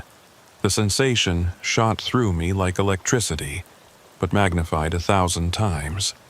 My nervous system lit up with pain, with input, with sensations that no human was meant to experience. I could feel the crossroads, all of it. Every room, every dust person, every grain of dust across miles of desert. I could feel time bending and looping, could feel realities pressing against each other, could feel the weight of centuries compressed into a single moment. And I could feel the sphere, its hunger, its endless, bottomless need to consume, to grow, to exist. But I could also feel its fear, because in that moment of connection, it could feel me too. My determination, my rage, my refusal to become part of it. The part of me that was still Dalton Haze and not dust. The part that was still fighting, still alive, and it was afraid. "Let go," the voice commanded. "Let go now." I didn't let go. Instead, I pulled, not with my hands, they were too weak, but with the dust inside me. I pulled with the part of me that was already part of the crossroads, used it like a lever, trying to tear the filament loose from its mooring. The sphere shuddered. The light flickered. And for just a second I felt the crossroads waver, like the whole place had taken a breath and held it. Then pain. Incredible mind-shattering pain. The sphere was fighting back, sending everything it had through the connection, trying to overwhelm me, trying to make me let go. But I'd spent weeks, or years, or hours, who knew any more, in darkness and dust. I'd felt my identity being stripped away piece by piece. I'd heard the voices of people trapped in walls, had seen dust creatures that used to be human, had watched myself slowly disappearing into red veins and empty memories. Pain couldn't break me. I was already broken. The crossroads had done that. And now that brokenness was my weapon. I pulled harder. The filament started to fray. Strands of it unraveling, coming apart, severing the connection between the sphere and the ground, between the crossroads and its food source. "Stop!" The voice was screaming now, no longer calm, no longer patient. "You'll destroy everything. You'll kill us all." "Good," I said through gritted teeth. The filament snapped. The effect was instantaneous. The sphere dropped several inches, its rotation suddenly jerky and erratic. The red light flickered like a dying bulb. And throughout the vast room, throughout the entire crossroads, I heard a sound like distant thunder, or like a building beginning to collapse. "What have you done?" the voice whispered, not angry now, afraid. "I killed you," I said. "Or I'm killing you, or I killed you years ago. Does it matter? Time's funny here, remember?" I grabbed another filament. This one came away easier, the connection already weak, then another, and another. With each one I severed, the sphere fell lower. Its light grew dimmer. The crossroads around me became less solid. The walls started to fade, not disappear, but become transparent. Through them, I could see something else. The real world, the actual highway. My truck, not half buried in dust, but just parked normally, looking like I'd left it just minutes ago. "If you destroy me," the voice said, "you destroy yourself. You're part of me now. We're connected. Kill the crossroads and you kill Dalton Hayes." "Maybe," I said, tearing away the last filament. "But at least I'll die as myself. Not as Room 7, not as dust, as me." The sphere hit the ground with a sound like a bell tolling. The red light went out completely. And in the sudden darkness, I heard voices. Hundreds of them, thousands. All the drivers who'd been trapped, all the identities that had been consumed, all of them speaking at once. "Thank you." Then light, real light, sunlight, bright and harsh and beautiful. I was standing in the motel parking lot, but it was different now. The orange sky was gone. The dust was gone. The rooms were crumbling, adobe walls falling away to reveal nothing underneath. Just empty desert. Just scrubland. Just West Texas looking exactly as it should. My truck was 10 feet away. Engine off, keys still in the ignition. The refrigeration unit was warm but functional. The cargo was fine. Everything was exactly as I'd left it. How long had I been gone? Minutes? Hours? I checked my phone. It powered on immediately, showing full signal, showing the date and time. July 14th, 2018, 3:43 p.m. I'd lain down in room 7 at 3:17. Only 26 minutes had passed. But that couldn't be right. I'd been in there for days, weeks, long enough for the dust to spread through my body, for my room to become my prison, for... I looked at my hands. They were normal. No red veins, no dust under the skin, just my hands, dirty from the steering wheel and the road, but mine. I spun around. The motel was collapsing, but as it fell, I could see figures emerging from the dust. People. Real people, not dust creatures. They looked confused, disoriented, but alive, human. One of them, an old man in clothes from the 90s, met my eyes. He nodded once, a thank you, or maybe a goodbye. Then he turned and started walking toward the highway, toward freedom, toward home. Others followed, dozens of them appearing from the falling ruins, shaking off dust, helping each other, all heading for the road. The trapped drivers, the residents of the rooms, all of them freed. I wanted to go with them, to help them, to make sure they were okay. But exhaustion hit me like a hammer. My legs gave out and I sat down hard in the dust. Normal dust now, just dirt and sand, not the red corruption of the crossroads. I just needed a moment, just needed to catch my breath. I closed my eyes. When I opened them, I was in my truck, engine running, AC blowing cool air. The motel was gone, not crumbling, not fading, just gone, like it had never existed. The roadside where it had stood was empty scrubland, with no sign that anything had ever been built there. I checked my mirrors. The highway behind me was empty. No other trucks, no people, no evidence of the drivers I'd freed. Just empty road stretching to the horizon. Had it all been real? Or had I passed out from heat exhaustion and dreamed the whole thing? I didn't know. Couldn't know. But when I looked at my GPS to plot my route, I noticed something. There, in the recent destinations list, was an entry I didn't remember adding. Crossroads Motel, Route 62. I deleted it. Then I put the truck in gear and drove. The rest of the trip to Lubbock was uneventful. The load arrived on time, properly refrigerated. My dispatcher never mentioned any delay or gap in my check-ins. It was like those 26 minutes, or days or weeks, had never happened. I tried to find information about the motel, searched online for Crossroads Motel Route 62, Texas. Nothing. Not even a mention in historical records or old highway directories. No abandoned buildings, no ruins, no evidence it had ever existed.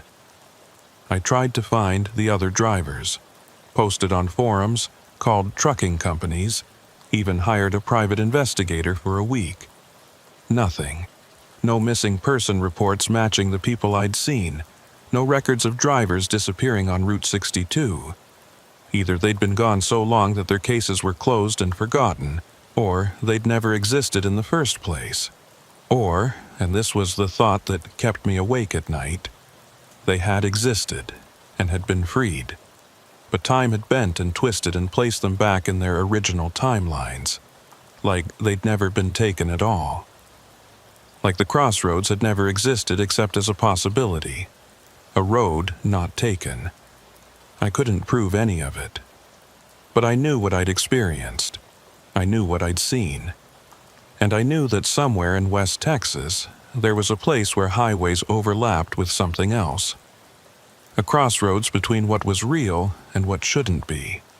And I'd destroyed it. Probably. 6 months passed. Winter came to West Texas. Cold, dry, the kind of season that makes the desert look even more desolate than usual. I kept driving, kept hauling freight, kept making my deadlines. Life went back to normal, except for the dreams. Every night I dreamed of the motel, of room 7, of darkness and dust and voices in the walls. Sometimes I dreamed of the sphere at the heart of the crossroads, pulsing with red light, whispering my name. Sometimes I dreamed of the dust people, their empty eyes staring, their hands reaching for me. And sometimes, more and more often, I dreamed of myself, sitting on a bed in a dark room, covered in red dust, not moving, not thinking, just existing. Room 7, finally at rest. I told myself they were just dreams, just my mind processing trauma, working through the experience. That's what the therapist said when I finally broke down and saw one. Post-traumatic stress, anxiety. Nothing unusual for someone who'd experienced what I'd described as a severe hallucination brought on by heat exhaustion.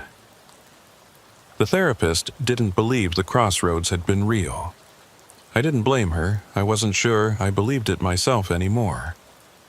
But then came December 23rd. Winter solstice plus 2 days. The longest night barely passed.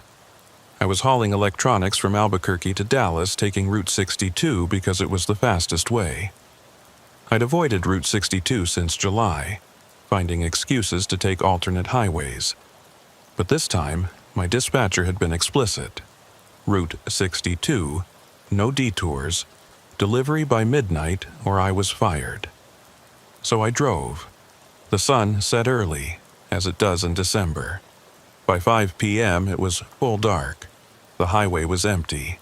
Most people were home for the holidays. Just me and the road and the cold desert night. I passed the spot where the motel had been. I knew it by the mile marker, by the shape of the hills in the distance. There was nothing there. Just empty scrubland, exactly as it should be. But as I drove past, my headlights caught something. A flash of blue, barely visible in the darkness. I looked in my mirror. There, receding behind me, was a sign. Weathered wood, blue paint. Crossroads Motel, vacancy. I slammed on the brakes. The truck shuddered to a stop. I sat there, engine idling, staring at my mirror. The sign was still there. This isn't real, I told myself. It's just a memory, a trick of the light, something my traumatized brain is projecting onto the darkness. It's not real. But I had to know. I put the truck in reverse and backed up slowly. The sign grew larger in my mirror. When I was level with it, I stopped and looked out the passenger window. The sign was real, solid, right there. The same sign I'd seen 6 months ago. And behind it, barely visible in the darkness, was the motel. The same L-shaped building, the same adobe walls, the same dim light glowing in the office window. It was back. Or maybe it had never left. Maybe I'd only wounded it, not killed it. Maybe the crossroads couldn't be killed. I should have driven away. Should have floored the accelerator and gotten as far from that place as possible. But I couldn't, because in the motel parking lot I saw a truck. A semi, newer than mine, with its hazards flashing. And standing next to it, looking confused and afraid, was a driver. A young guy, maybe 25, wearing jeans and a company jacket. He was looking at his phone, then at the motel, then back at his phone. Lost, scared, about to check in. "No," I whispered. "No, don't do it." But he couldn't hear me. He pocketed his phone, glanced at his truck one more time, then walked toward the motel office. I was out of my cab and running before I'd consciously decided to move. My boots hit the asphalt, then the gravel of the motel parking lot. The dust, that red dust, was already rising, swirling in the wind, reaching for me. "Hey!" I shouted. "Stop! Don't go in there!" The young driver turned, saw me. His face showed confusion, then relief. "Oh, thank God, another driver." "Listen, my GPS says I should be on Route 62, but this motel isn't on my map, and my phone's got no signal, and I don't know if—" "Get back in your truck," I said, reaching him. "Right now. Don't ask questions. Just get back in your truck and drive." "But I need to. There's nothing here. This place isn't real. It's a trap. If you go inside, you won't come back out." He stared at me like I was crazy. "Are you feeling okay, man?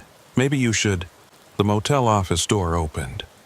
Standing in the doorway was a figure, covered in dust, barely human. And when it spoke, I heard that voice, the voice of the crossroads. "We have vacancy. Room 7 is available. Won't you stay?" The young driver turned to look. His eyes went wide. He took a step back. "Run!" I grabbed his arm. "Run now!" We ran, both of us sprinting across the parking lot toward our trucks. Behind us, I heard that same sigh I'd heard when the door to the heart opened. And I knew that the crossroads was coming after us. The dust rose like a wave, red, churning, filled with shapes that might have been reaching hands. It swept across the parking lot, catching my legs, my waist, trying to pull me back. I felt the cold of it, the hunger, the bottomless need to consume, but I kept running, and the young driver kept pace beside me. We reached the trucks. He scrambled into his cab. I turned back just for a second to look at the motel. It was growing. The L shape was extending, adding rooms, adding space. Room 13, 17, 18, appearing like flowers blooming. And in the doorways, figures were emerging. The dust people. All the drivers I thought I'd freed. They'd never left. They'd just been waiting for the crossroads to rebuild itself, waiting for new guests. "Go!" I screamed at the young driver. His engine roared to life. He didn't wait, didn't ask questions. Just put the truck in gear and accelerated onto the highway, tires screaming. I climbed into my own cab. The dust was at my door now, pressing against the glass, trying to seep through the seals. I turned the key. The engine started. Thank God it started. I jammed the truck into gear and floored it. The tires spun in the dust, then caught. The truck lurched forward, out of the parking lot, onto the highway. In my mirrors, I saw the motel receding, saw it growing larger, adding more rooms, spreading out across the desert like cancer. And standing in the parking lot, watching me leave, was a figure. My figure, covered in dust, barely recognizable, but definitely me. Room 7, waiting for me to come back, waiting to finish what the crossroads had started. I drove, 70, 80, 90 miles an hour, pushing the truck faster than was safe.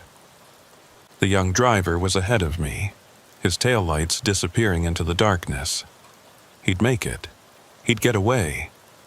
But would I? I looked in my mirrors. The motel was gone. Just darkness and empty highway behind me. But I could still feel it. The dust in my veins, in my lungs, in my cells. The connection to the crossroads that had never fully severed. It was still inside me, and it always would be. I drove all night. Straight through to Dallas, no stops, no rest. Made my delivery with an hour to spare. The dispatcher congratulated me on my speed. I didn't tell him about the motel, about the young driver, about what was waiting on Route 62. Who would believe me? But I filed a report with the highway department anyway. Said there was a dangerous structure on Route 62, unlicensed motel, potential hazard to drivers. They sent someone to check. They found nothing. No motel, no sign, no evidence anything had ever been built there. Just like before.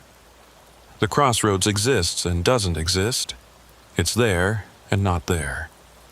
It's a place between places, a road between roads. And once you've seen it, once you've stayed in its rooms and breathed its dust, you're connected to it forever. I don't drive Route 62 anymore. I've convinced my dispatcher to route me on other highways, even if it takes longer. He thinks I'm being difficult, but he doesn't fire me. Good drivers are hard to find. But sometimes, late at night, when I'm on some other empty highway, I see signs that shouldn't be there. Blue signs with weathered paint. Crossroads, motel, vacancy, next exit. I never take those exits, but I see other drivers taking them. I watch their taillights disappear down off-ramps that shouldn't exist, heading toward the destinations that aren't on any map. And I wonder how many rooms the motel has now. How many drivers are trapped in its walls, waiting to become dust. How long until it grows so large that it encompasses all of Route 62, then all of West Texas, then all the highways in America? How long until every road is a crossroads, and every driver is just passing through on their way to Room 7? I don't know. Can't know. All I know is that the crossroads is patient. It's been waiting in the desert for decades, maybe centuries. It can wait decades more, and eventually everyone stops at a motel they shouldn't. Everyone takes the wrong exit. Everyone ends up in a room they can't leave. Even me, especially me. Last week I found dust on my pillow, red dust. Just a small amount, barely noticeable. I washed the pillowcase, changed the sheets, cleaned the whole bedroom. But the next night, the dust was back. It's spreading. Slowly, but spreading. From the motel to my truck to my home. Following me. Claiming me. I don't know how long I have before I wake up in room 7 for good. Before the darkness returns and the dust completes its work, and I become just another name carved in a bathroom wall. But I'm writing this down before that happens. Writing it and posting it and sending it to every trucking forum, every highway safety board, every place where drivers might see it. If you drive through West Texas, if you take Route 62, if you see a blue sign for the Crossroads Motel, don't stop. Don't even slow down. Keep driving, keep your eyes forward, and pray that the motel hasn't already chosen you. Because if it has, you'll end up there eventually. One way or another. The Crossroads always gets its guests. I'm heading out again tomorrow. Big load, long haul. The route takes me through New Mexico, not Texas. Nowhere near Route 62. But I know it won't matter. The Crossroads will find me. It always does. And next time I won't be able to run. Next time I'll check in, and I'll never check out. The dust is on my hands now. As I type this, I can see the red veins spreading again. They never really went away. They just hid, waiting for the right moment to return. That moment is now. I can hear something outside my apartment. Footsteps. Shuffling. Slow. The sound of dust people moving. They've come for me. They've come to bring me home. To room 7. To the Crossroads. To the place I belong. I should run. Should grab my keys and my phone and run as far and as fast as I can. But I'm so tired. So very tired. And part of me, the part that's already dust, that's already been claimed, just wants to give in. To stop fighting. To accept. The door is knocking 3 times. Knock, knock, knock. The same knock I heard in room 7 6 months ago. Or 6 years ago. Or yesterday. Time is meaningless when you belong to the Crossroads. I think I'm going to answer the door. I think I'm going to go with them. I think I've always been going to go with them. Since the first time I saw that blue sign. Since the first time I checked into room 7. Since before I was born. The Crossroads isn't a place you find. It's a place that finds you. And once it has you, it never lets go. The knocking is getting louder. I should finish this, should post it, should warn others. But my hands are mostly dust now. The keyboard is getting hard to see through the red haze. The words are getting hard to remember. What was my name? Dalton something, Hayes, Briggs, Mason, does it matter? I'm room 7. I've always been room 7. The door is opening. They're here.